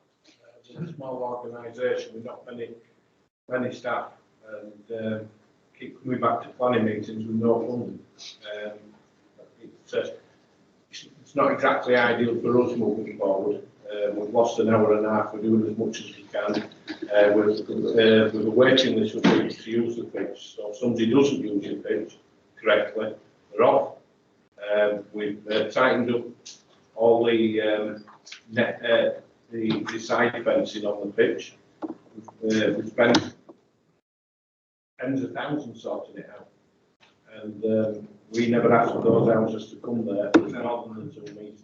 I'd rather not have any more conditions, to be honest. What we can do is have a monitoring report done by our officers. And I mean, one thing that's got to be said, and it does annoy me at times when you get people say live outside of a sporting facility like this, and they're complaining about language. It's rugby, for God's sake. What's wrong with these people? It's like people that complain about living next door to an airport. Well, don't go live there. It's quite simple, you know. So, and one thing I do know what it's like for a lot of sports clubs, because Marley Rugby Club that I used to play for, them, you know, they're at the end of the tether, we're not being able to pull money in properly because end of the day, no money, you've got no rugby club. It's as simple as that. Right, it's been moved, it's been seconded, we'll go to a vote. To vote on the officer's recommendation. Councillor Lawson? For. Councillor Bennett? For. Councillor Stephen? Councillor Gregg? For. Councillor Sokol? For. Councillor Ramsey? Councillor Bavais? Councillor Lowe? For. Councillor Koshik? For. Councillor Lunat? For. And Councillor Hall. Oh, Carried, thank you. right. Say one box.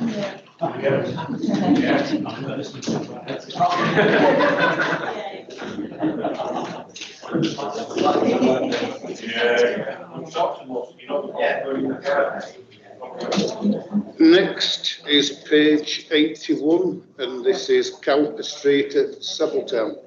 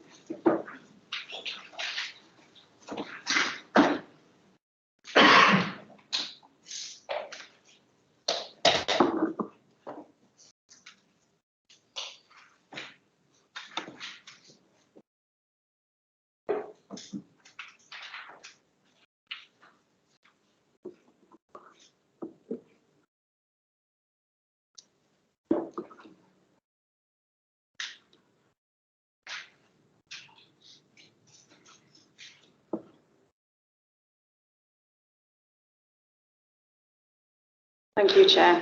Sorry about that. So my name is Sarah Longbottom. I'm Deputy Team Leader in Development Management and presenting this application to you today. This application seeks permission for the installation of a new shop front at 8 Cowper Street, Savilletown, Dewsbury, as you can see on the image on the screen now. Members will recall that the proposals did also include the subdivision of the retail unit. However, it should be noted that that doesn't require planning permission. So what the applicant is seeking permission for is the shop front, which you can see here. The application was deferred at the Heavy Woollen Planning Committee on the 2nd of September. Further information to be submitted regarding the precise use of the units and negotiations to achieve off-street parking. The units would fall under Class E of the Use Classes Order, comprising small units of a local nature which would serve the local community. It should be noted, however, that the use of the units is not for consideration as part of this application.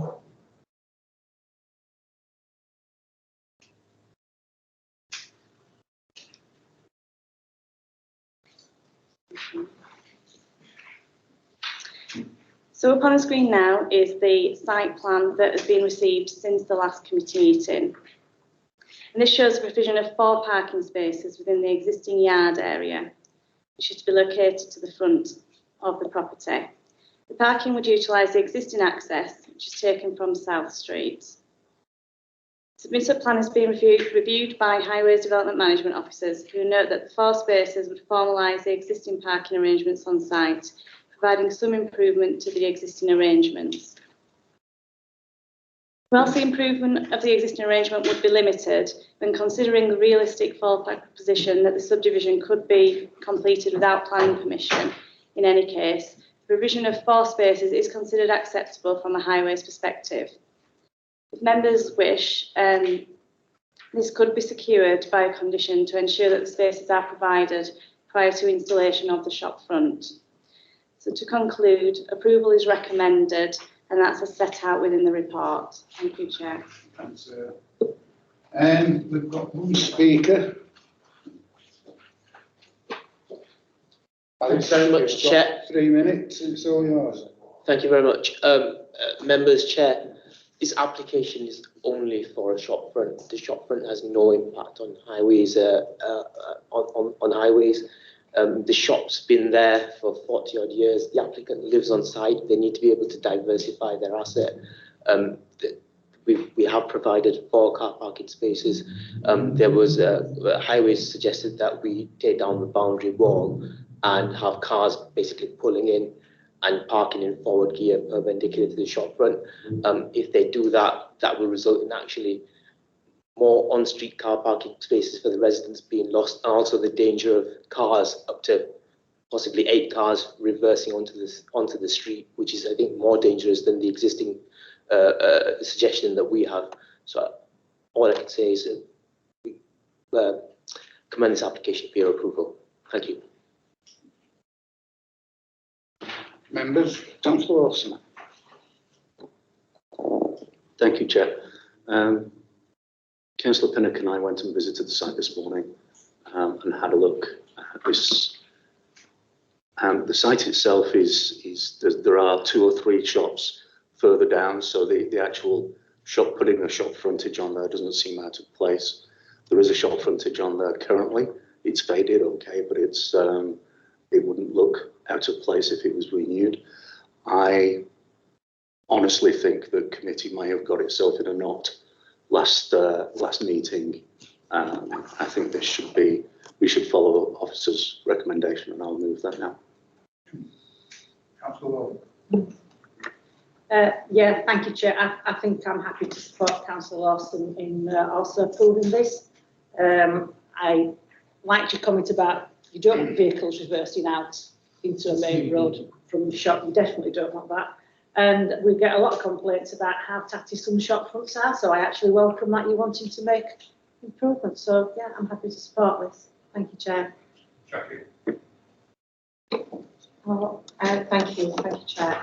I don't see any kind of real difference from the last time this came before us, other than we've just clarified that there are 4 parking points that are behind that wall that were there previously.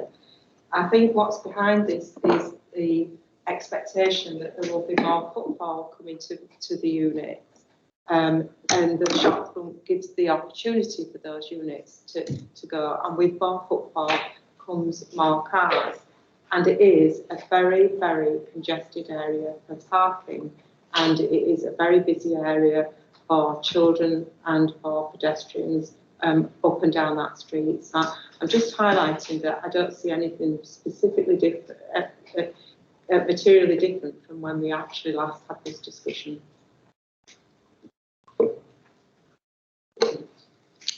Thank you, Chair. I also visited this site the other day and concur the on-street parking is actually obviously a better solution than the suggestion to have parking in front where you'd have to drop the curb, etc., remove the wall.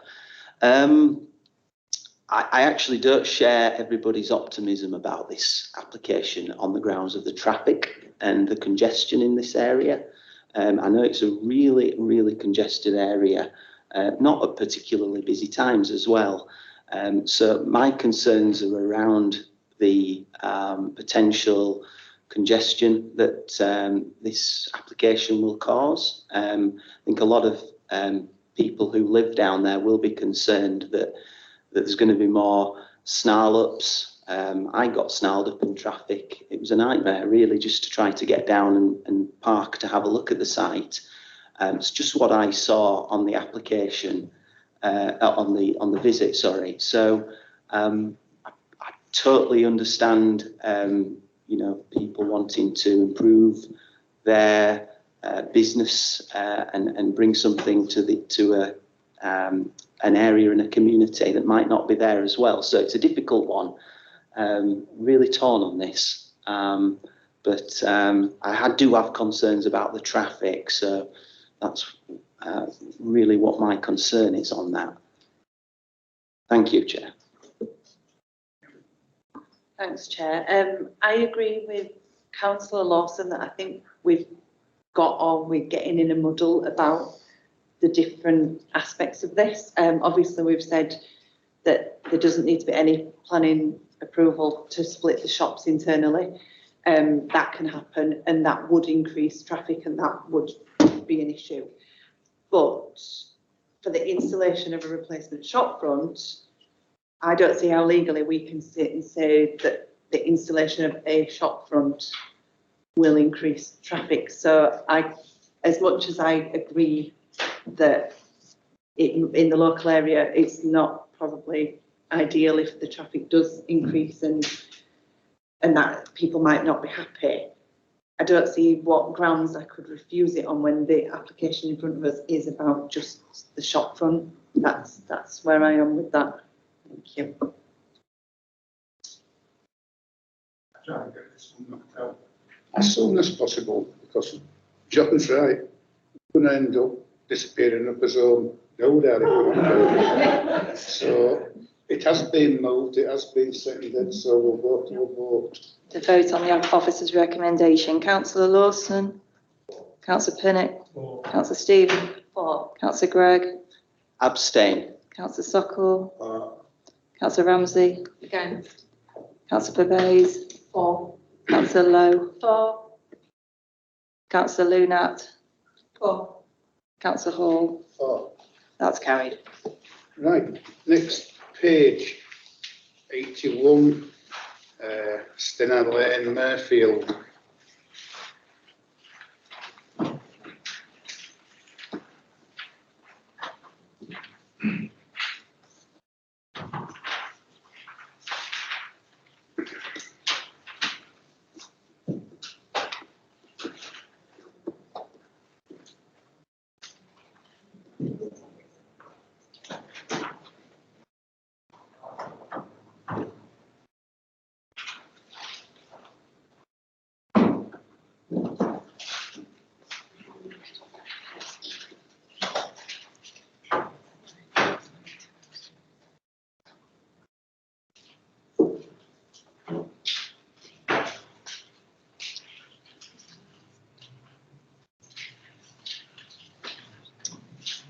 George.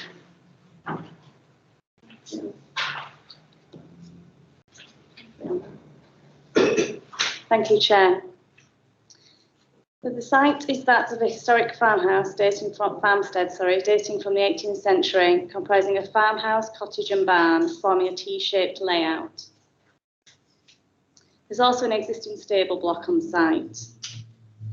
And the image before members here shows the red line boundary of the application site with the existing stable block up to the northeast of the site there. And the property identified as number 20 is the listed building. Site is located within the green belt and also within floodplain. Just come back onto that image now. So that shows an aerial image of the site itself and the surroundings. You can see Stannard Lane to the northwest with the River Calder adjacent.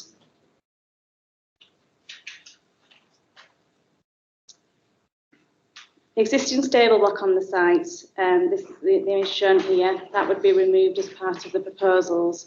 That has dimensions of approximately 22 metres by 3.5 metres in depth, a height of around 2.5 metres. So the proposals involve the demolition of the existing stable block and the erection of an outbuilding of 26 metres by 12 metres with a height of approximately 7 metres, with first floor dormers and cat slide roof elements, as can be seen on the image now. The submitted plans indicate this to be used for garaging with storage above.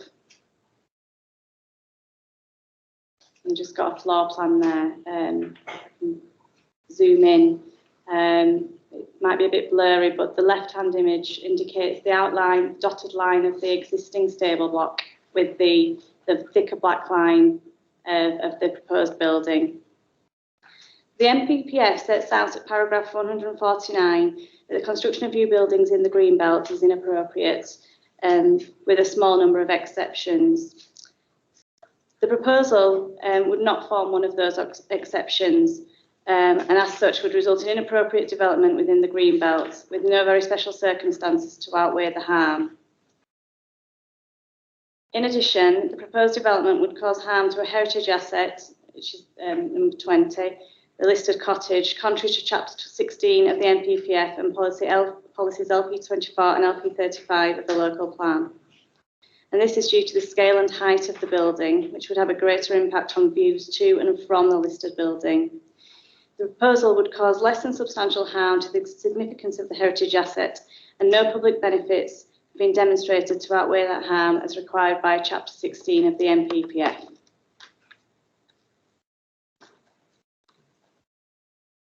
Just go back to, let me go back. Let's go back to the aerial photo.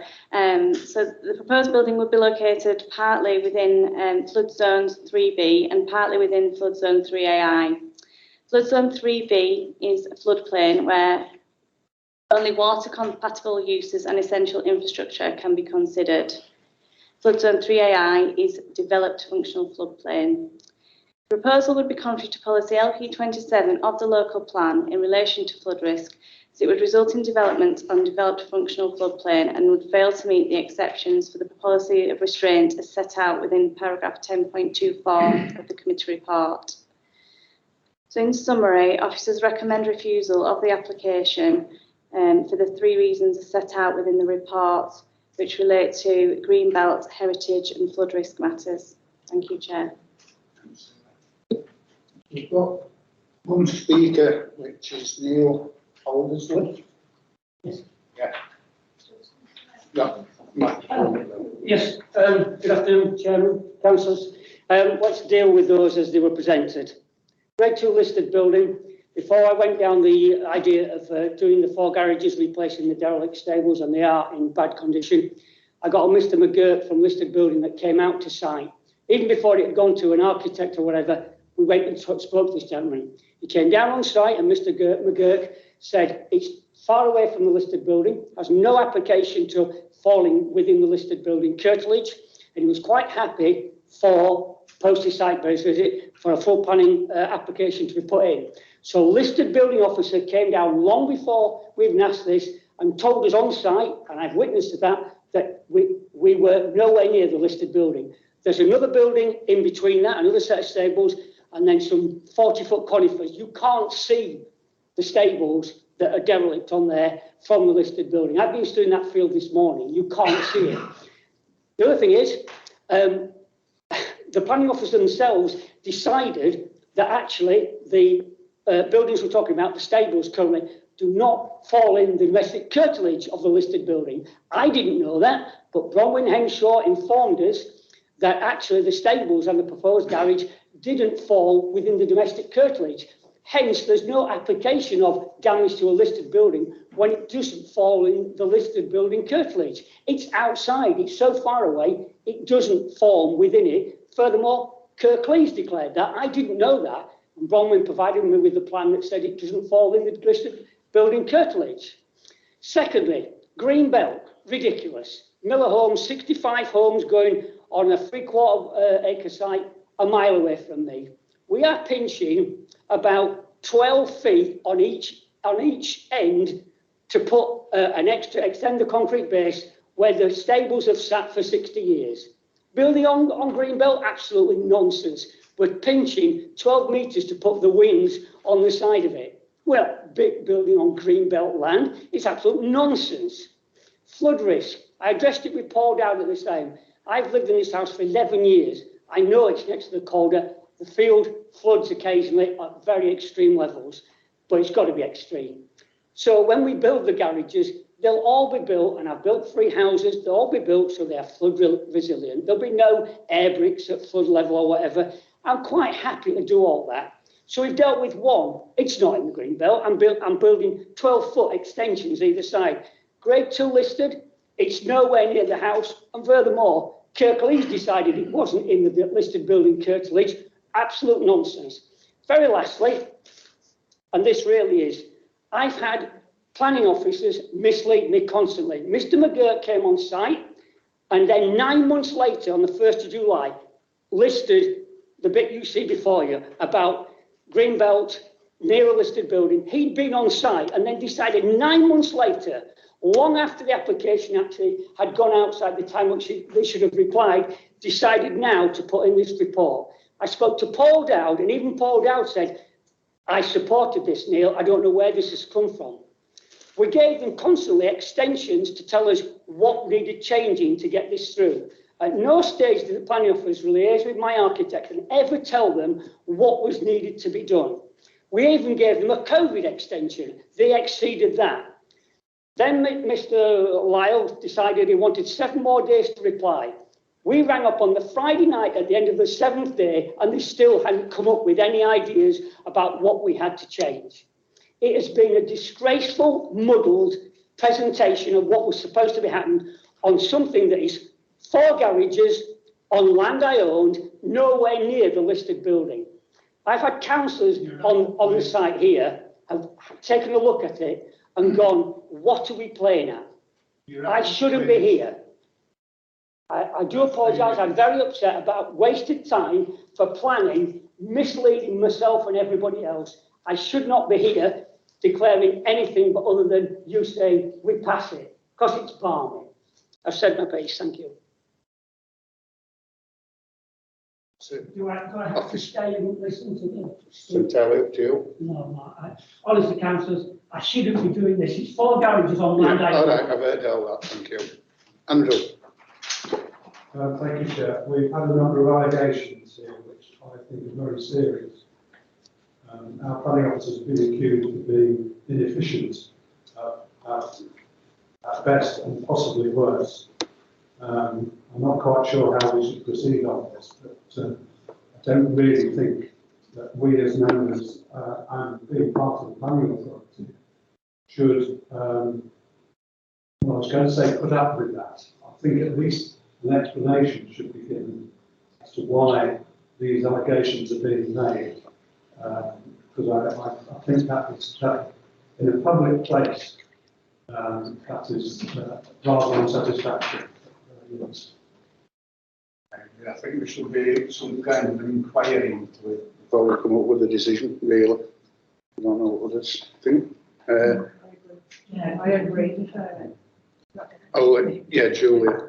So thank you, Chair. I think in terms of, as members are aware, in terms of things such as allegations and some of the comments which are made there, they would need to be addressed as part of the complaints procedure. So what we would advise in any situation like this is that the formal complaint is submitted and it's investigated through the complaints procedure. That is something which is separate to the planning application. You need to assess the planning application in light of relevant material planning considerations. So I don't know, can the legal officer just come in, Chair, as well, just to expand on that? No, I think I'd agree with you. If there is a complaint procedure that can be followed by the officers, as we said, but this is the report on this application. It sets out all the material considerations for councillors to consider. Yeah, Chair, I think Dr. Pennick is right. I think we should not look into the either to approve or to refuse, yeah, unless we sort out any allegation made there. Andrew and then John. Bishop, I think we defer this application, then come back here. Be that as it may, the advice we've been given is that we can determine this application quite separately from that. However, what has been said does tend to leave a rather sour taste in the mouth.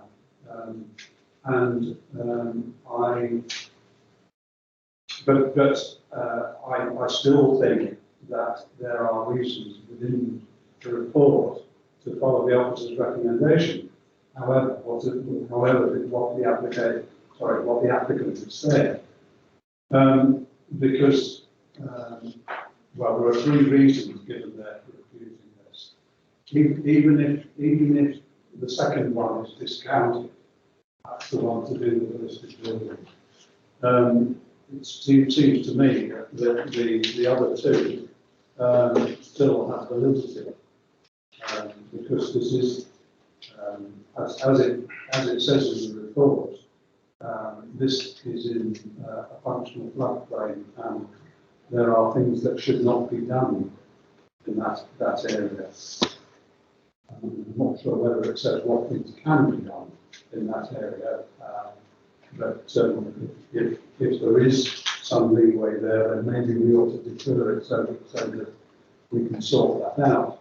But the report as it stands is quite specific that there are things you can't do in the floodplain. So that's one. The other one is the greenbelt. Well, it is in greenbelt. There's no getting away from that. And if the gentleman is referring to the Granny Lane site, that is not greenbelt. It's a housing site. So one can't use that as a comparison. The thing about greenbelt is that there aren't very many ways you can get around it. And certainly looking at the visualisation of this, well, sorry, dwelling. It's not a dwelling, it's a garage. It does look more like a dwelling, to be honest, and it's rather large. So I would like to, now what shall I say? I was going to say move the officer's recommendation, but perhaps we need to take out the second reason, because I'm, after what the applicant has said, I'm not convinced that it is in the curtilage of the listed building. Officers may disagree, but I would certainly move the recommendation insofar as it applies to the other two reasons. Thank you. And then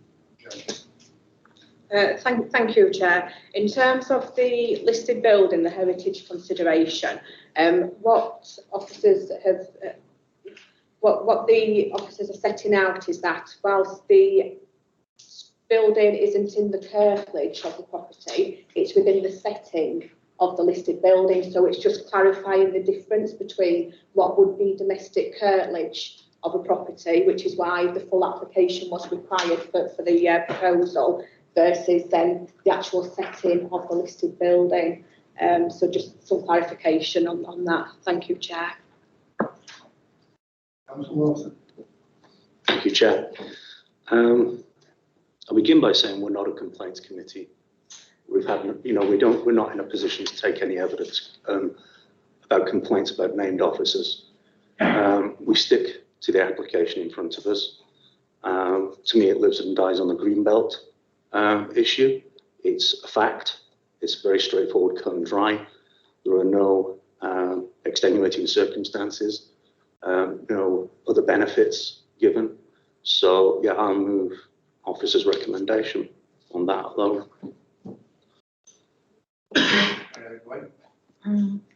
Yeah, thank you, Chair. Putting to one side everything that's happened before, just looking at this planning application as it is, my very first impression was when I looked at this design was, wow, that's big. I don't feel that they add garages. I'm sorry, it just looks extremely it's too big for me as a garage, so I support this recommendation as well. Thank you, Chair. Thank you, Chair. As a new member of this planning committee, can I ask, if a deferral was moved today, could the applicant go away and come back with some detail or changes to the application that we may request? Is that possible?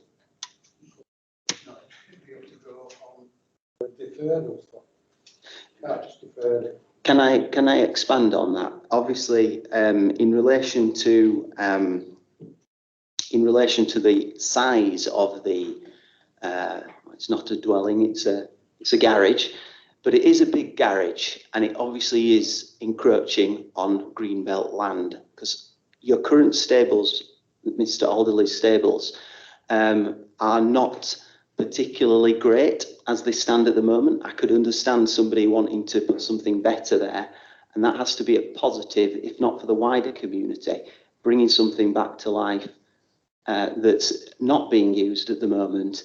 I can totally understand why the applicant would want to bring something into life that is absolutely no purpose or benefit to anybody at the moment.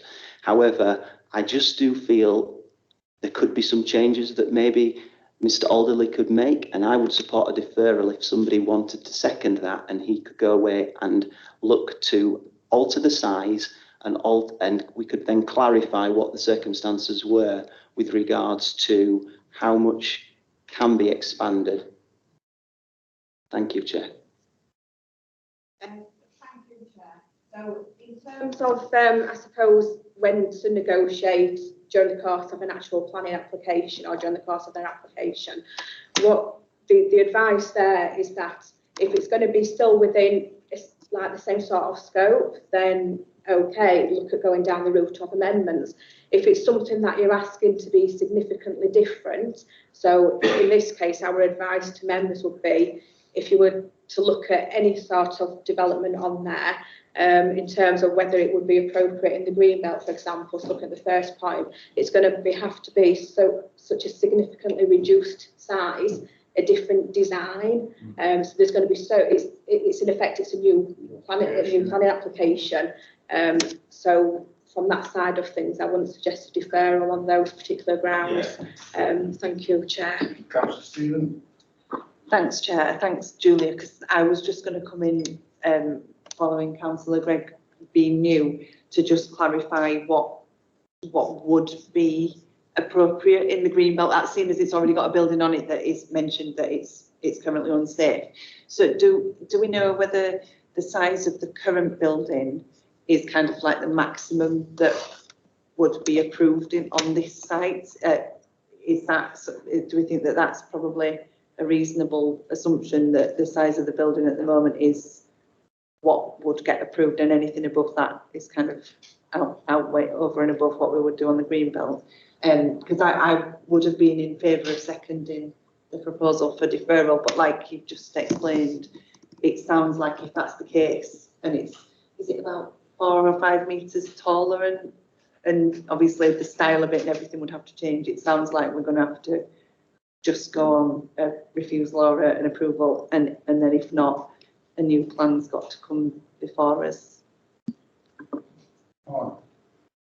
Yeah, Chair, I actually agree with those to my colleagues. I think we need to give some opportunity or chance to the applicant and come back with the different, the style of the property. If it doesn't change, the application come back here, then we refuse it. Yeah. So I'm happy to go along with to defer, give the chance to the applicant to reconsider. Yeah. Thank you.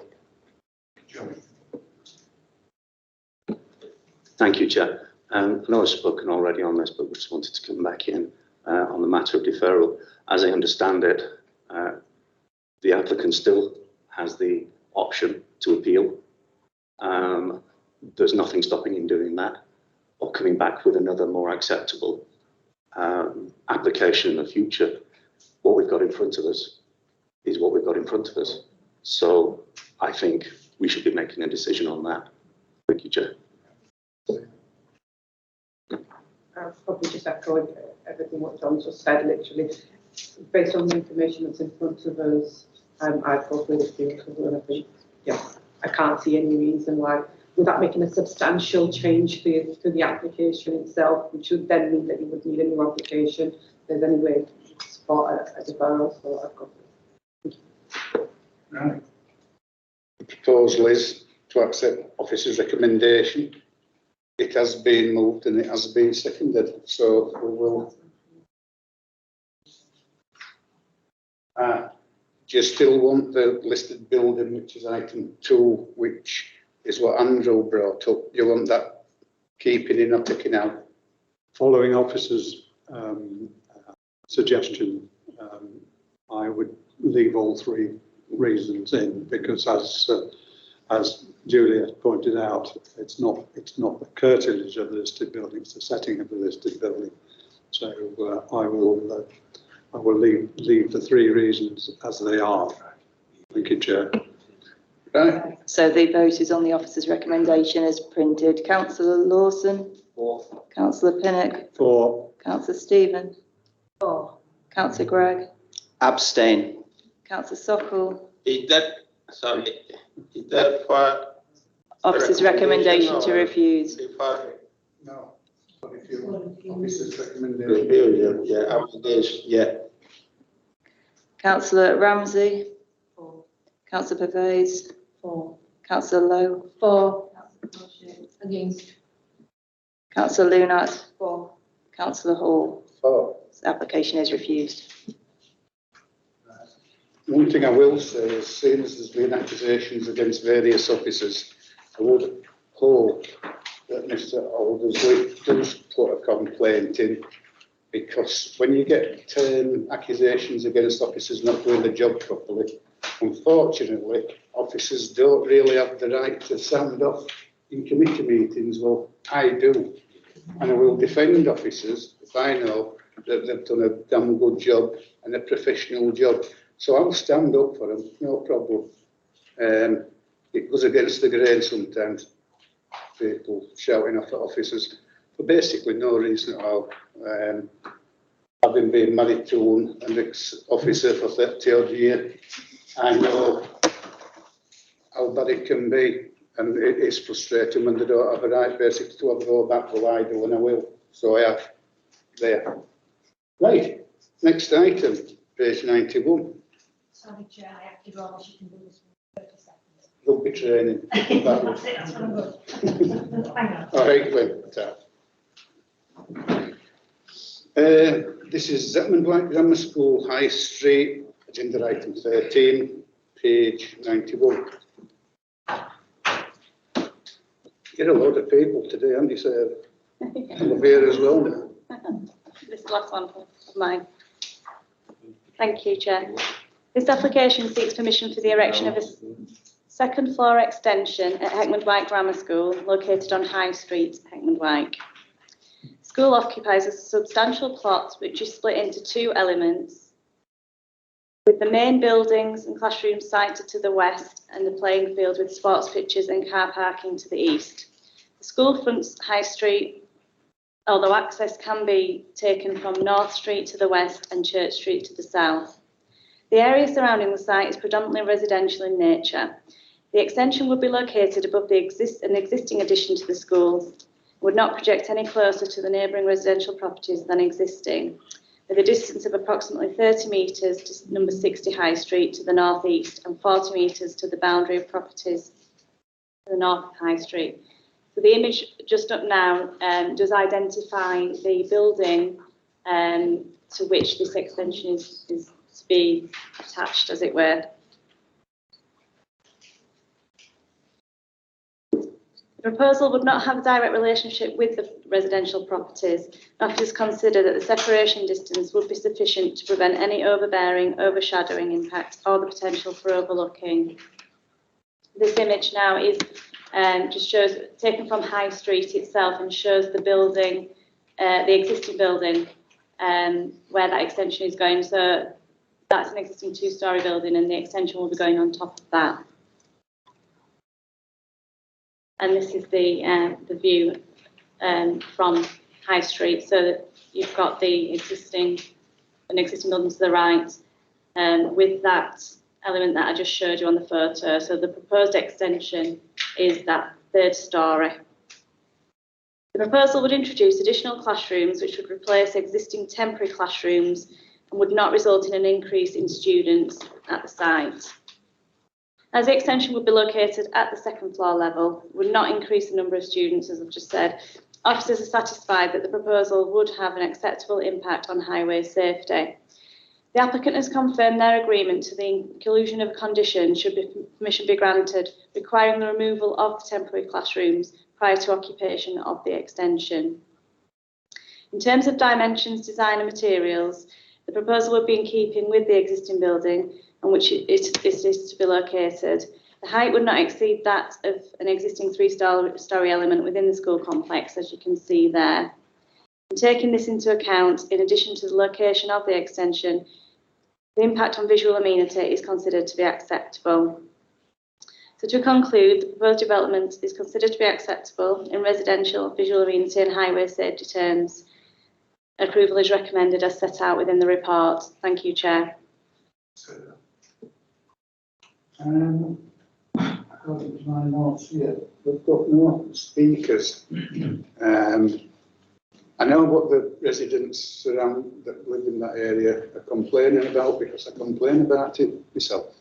So there's not a right lot that we can do to refuse it. So it is what it is, unfortunately.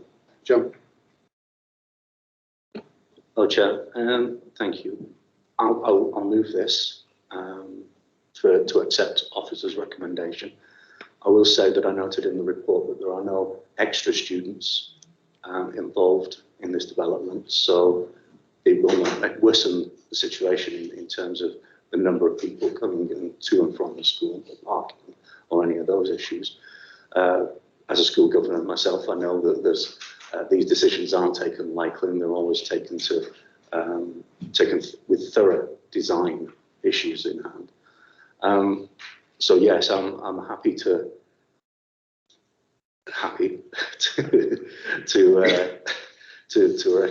follow officer's recommendation. Thanks, John. Thank you. Mohan. Yeah, Chair. I know this application and your ward, yeah, and you might have listened to those objectors, 49 objectors and some other people, but none of them are here to raise the concern here. And again, this building, Heckman Grammar School, very historic and prominent building, yeah, and it's the benefit to the local and far wide parents who send their children to the school. So it's a benefit to everyone. I think I'm happy to support officer recommendation. Thank you. you're sending it then, One. Yeah. Anybody else? And like I say, I know what happens in this place. Traffic, blah, blah, blah, 49 people, put the name to a petition and what have you. I give them best years of their life and they don't come and support me. So now we'll go to that vote then. That is for accepting this new tier. And I hope that that is the last application that we get from them. It's like putting a quart into a pint pot. Andrea? Yeah. I don't know whether we could put that in as a condition of once it's been delegated to make sure that there is no additional. Just about trying to. No, I've tried. No, It's horrendous going down that. It's horrendous going down that road. I think everybody knows how difficult it is going down that road. So, yeah, definitely. Thank you anyway. Try. Votes on the officer's recommendation. Councillor Lawson. Councillor Pinnock. 4. Councillor Stephen. 4. Councillor Gregg. 4. Councillor Sokol. 4. Councillor Ramsey. 4. Councillor Pervez. 4. Councillor Koshik. 4. Councillor Lunat. 4. Councillor Hall. 4. That's carried. Item 14, page 101. This is Gladstone Street, Cleckheaton.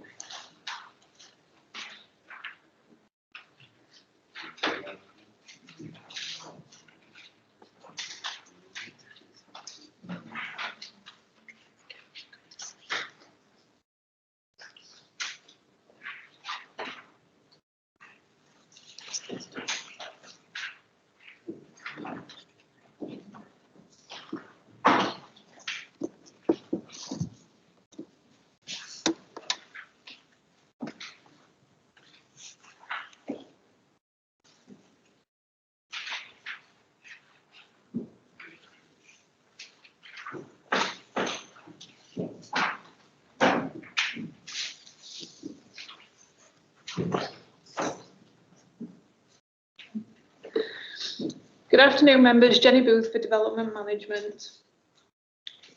So the application for Gladstone House is brought to committee at the request of Councillor Pinnock for the reasons outlined in the officer report. The site is a business premises located on Gladstone Street for Harrison Trims, and the extension proposed would replace an existing single-storey element with a larger single-storey extension. The extension would be constructed using materials to match the main building and would have a satisfactory appearance. Concerns have, however, been raised by the neighbours relating to the potential for additional noise. However, the environmental health team have assessed the proposals and believe this can be controlled by a condition to keep the levels below a certain threshold. Residents have also raised concerns about highway safety. However, this extension is providing additional storage and replacing an existing provision with only a slightly larger extension. Highways have been informally consulted and have raised no concerns. The extension is considered to comply with the relevant policies, and as such, officers are recommending approval. Thank you, Chair.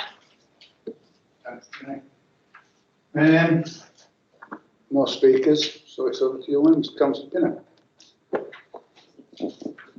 Thank you, Chair. This is a seemingly innocuous planning application, but it does raise certain issues in relation to the way in which the business premises live alongside the domestic premises. And there are some conflicts which include unlicensed forklift trucks going backwards and forwards up and down the road, because there's two separate sites that the business uses, and in order to get stuff from one to the other, they need to go out onto the road. And I do wonder about this. In addition, there is an issue when deliveries come and large vehicles completely block the road. The other curious thing is that there are no houses on Gladstone Street.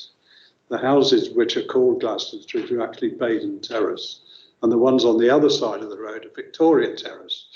So it's very odd, that is.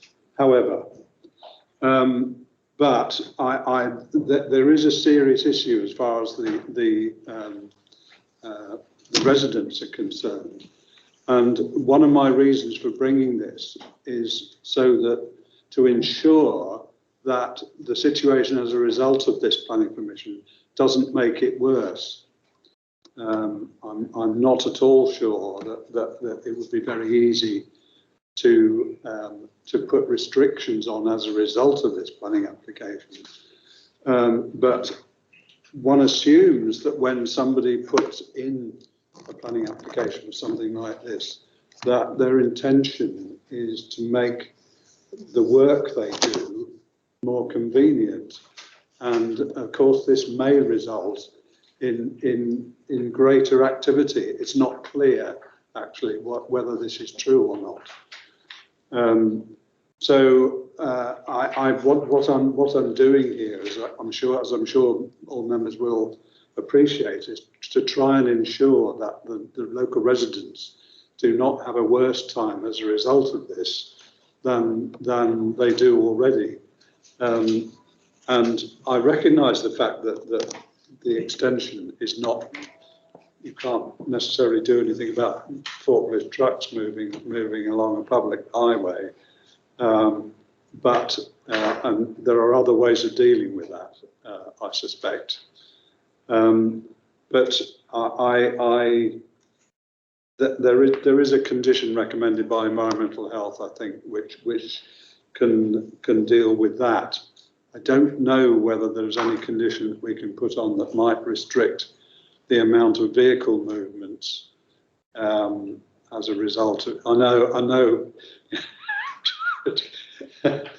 but you understand where I'm coming from, I'm sure. That there is an issue that local residents think is an issue, and I mean I'm quite sure other members have got sites in their ward where things like this happen, where conflicts arise, and it also gives rise to frustration on the part of ward members as well.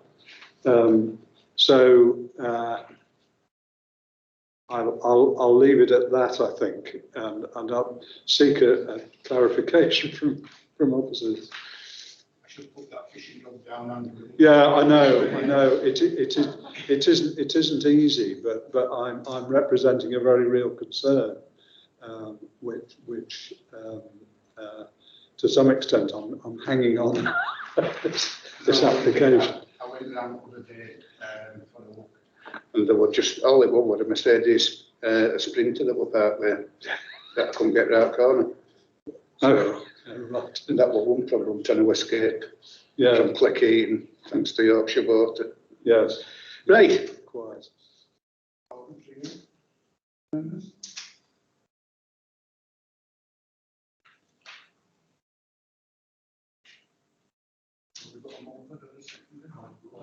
hope all the members understand where I'm coming from. Overall, is the recommendation based on condition and.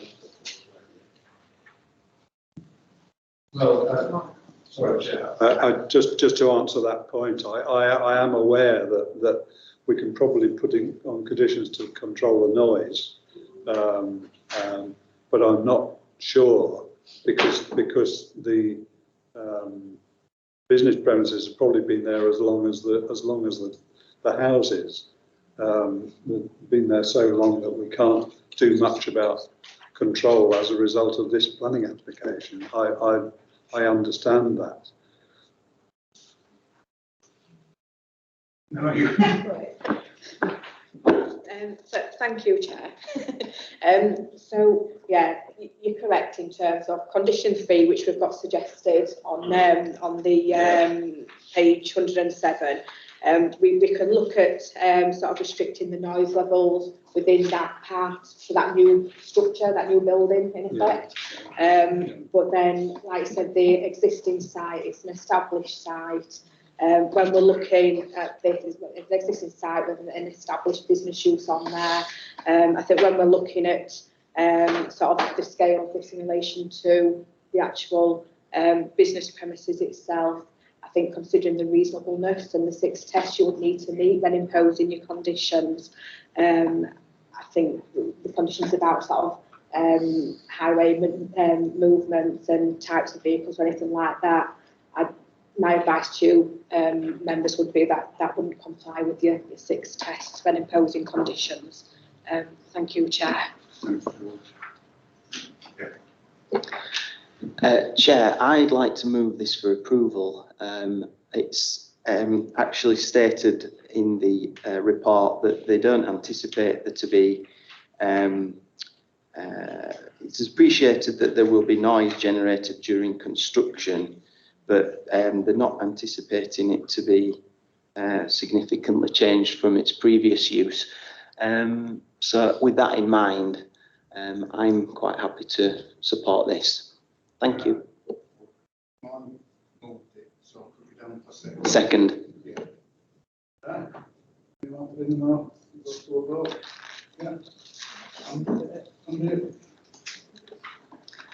Okay, so the vote is on the officer recommendation. Councillor Lawson. Starting with the beginning. Abstain. Technical reason. Yeah. Councillor Pinnock. Councillor Stephen. For. Councillor Gregg. For. Sokol. Councillor Ramsey. For. Councillor Pervez. For. Councillor Cush. For.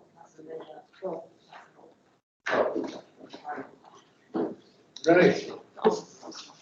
Next, item 15, page 109. This is Please Old Road, Thornhill.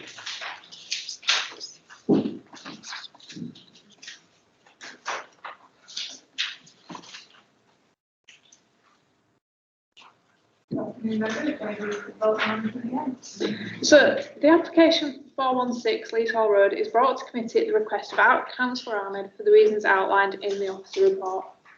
The site is a previously extended brick-built dwelling, and the works proposed include a front porch, a first floor side extension and a single-storey rear extension. The porch is of a small scale and similar to the porch at the adjoining house, and as such is considered to be acceptable in terms of both visual and residential amenity. The rear extension would replace an existing conservatory and is of an acceptable design and scale. The first floor extension, however, would almost double the width of the dwelling and includes no setback or set down, and as such would not form a subservient addition to the dwelling. This element of the proposal fails to comply with policy LP24 of the Kirklees local plan and key design principles 1 and 2 of the house extension supplementary planning document. There are no concerns in terms of residential amenity or highway safety. However, for the reasons outlined in the officer's report, we're recommending this application is refused. Thank you, Chair. Thanks, Jenny. No speakers? Members, it's over to you. I am here. Good evening, ladies and gentlemen. I'm the owner of the... You have not registered to speak. Oh, yeah. Who are you? What's your name? I'm Mohammed Nasir. I'm the owner of the property, yeah. Go on. 416 Leashall Road.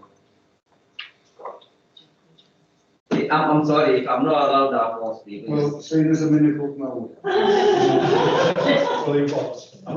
You can have, you've got 3 minutes to address the committee.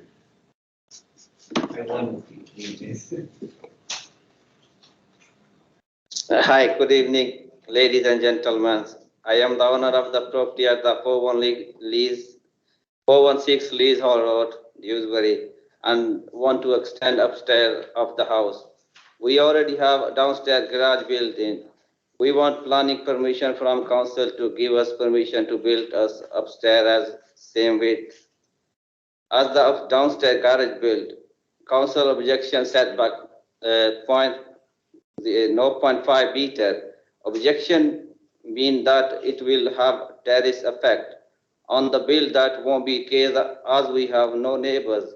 Instead of just building on same wall, there is not any neighbors issue. Our house is away from the other houses. Thank you all for listening me. Right, thank you. Thanks. Members? Councillor. Thank you, Chair. There are some occasions when we have to make or officers have to make recommendations without any comments coming from neighbours, and even in some cases we've had no objections from neighbours, and even so officers still recommend refusal or so on. One has to put certain absolutes in terms of planning that in the interest of good design and things like that, certain recommendations have to be made.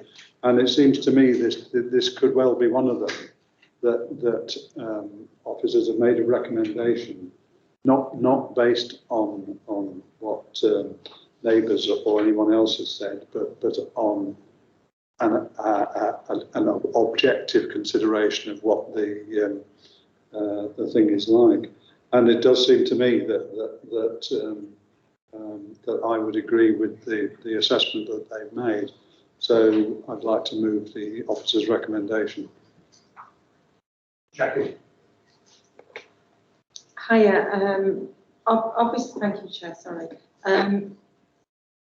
Obviously, it's within our ward. I know the area. I know the junction that is shown in the pictures. It is a different site. We have made decisions in the past to approve similar extensions in more visible sites. I would say that based on the fact that it will tidy up that area, and I think will look good in that area, I would like us to approve. Yeah. Yeah, we've got some more images you can just put into the room.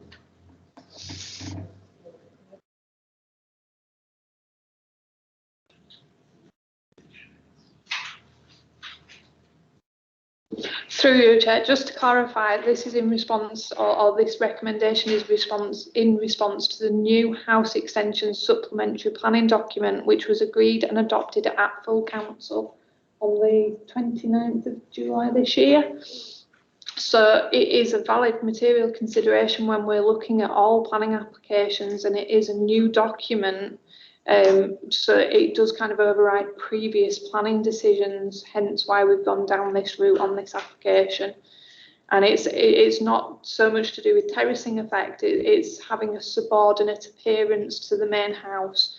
So we feel that in this instance, because of the width of the extension and the lack of setback and set down, it's not appearing subservient to the main house. Thank you, Chair.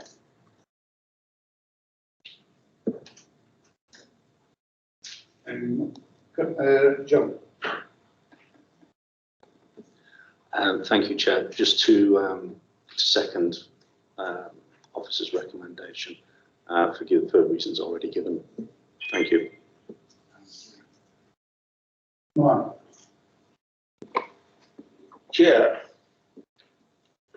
the ward councillor knows the area better than other people, other councillors like me and others. Yeah. As Jackie has said, it won't affect another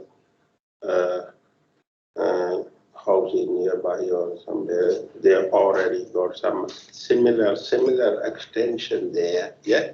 This guy, gentleman, he want to extend the home for his extended family. Yeah. I think there is a government policy that the extended family should be given some benefit of that. So I fully agree with Jackie. I think I actually second Jackie's move to approve this application.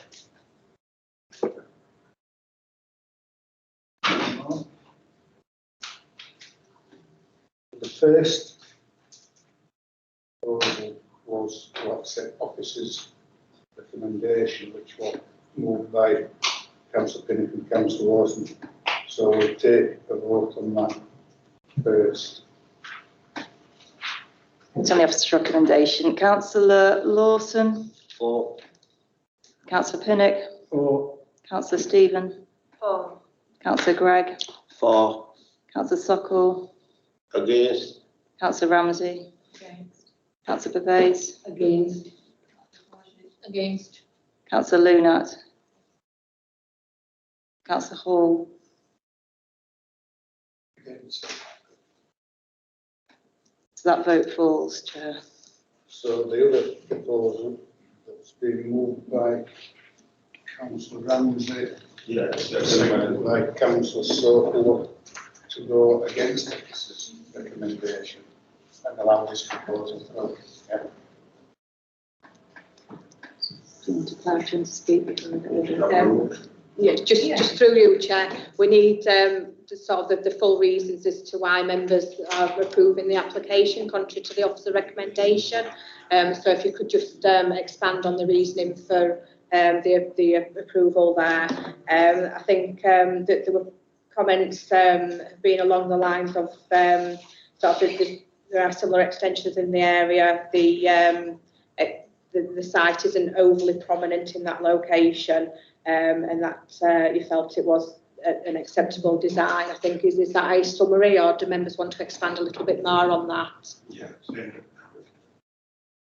I think one of the reasons I'll allow it through is it didn't affect any neighbours. There's no neighbours are getting on the case. I mean, the house next door to my parents, they're building on the permitted development due to generate, and it's nice altering planning sometime last year, and it looks an absolute sod, but there's not that my parents can do about it, you know.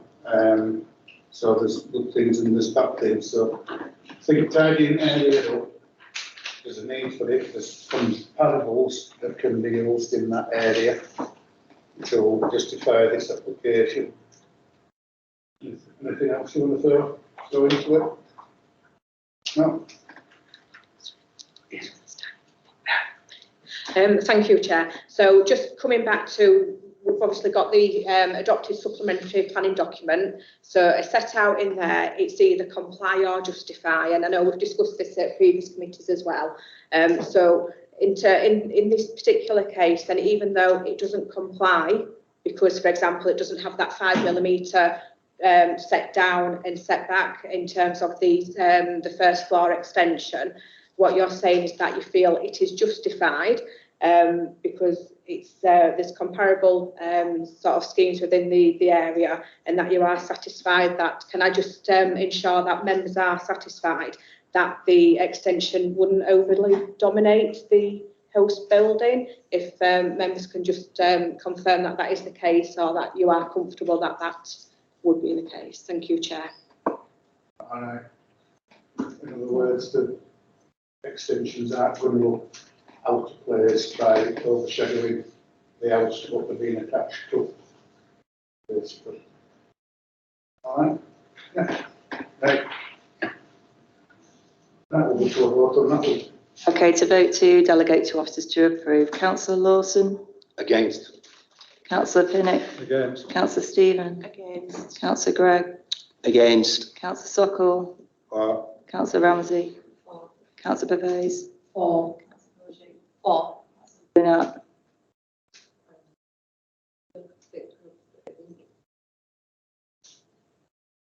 Councillor Hall? Okay, so that's carried. Right, thanks everybody. Okay.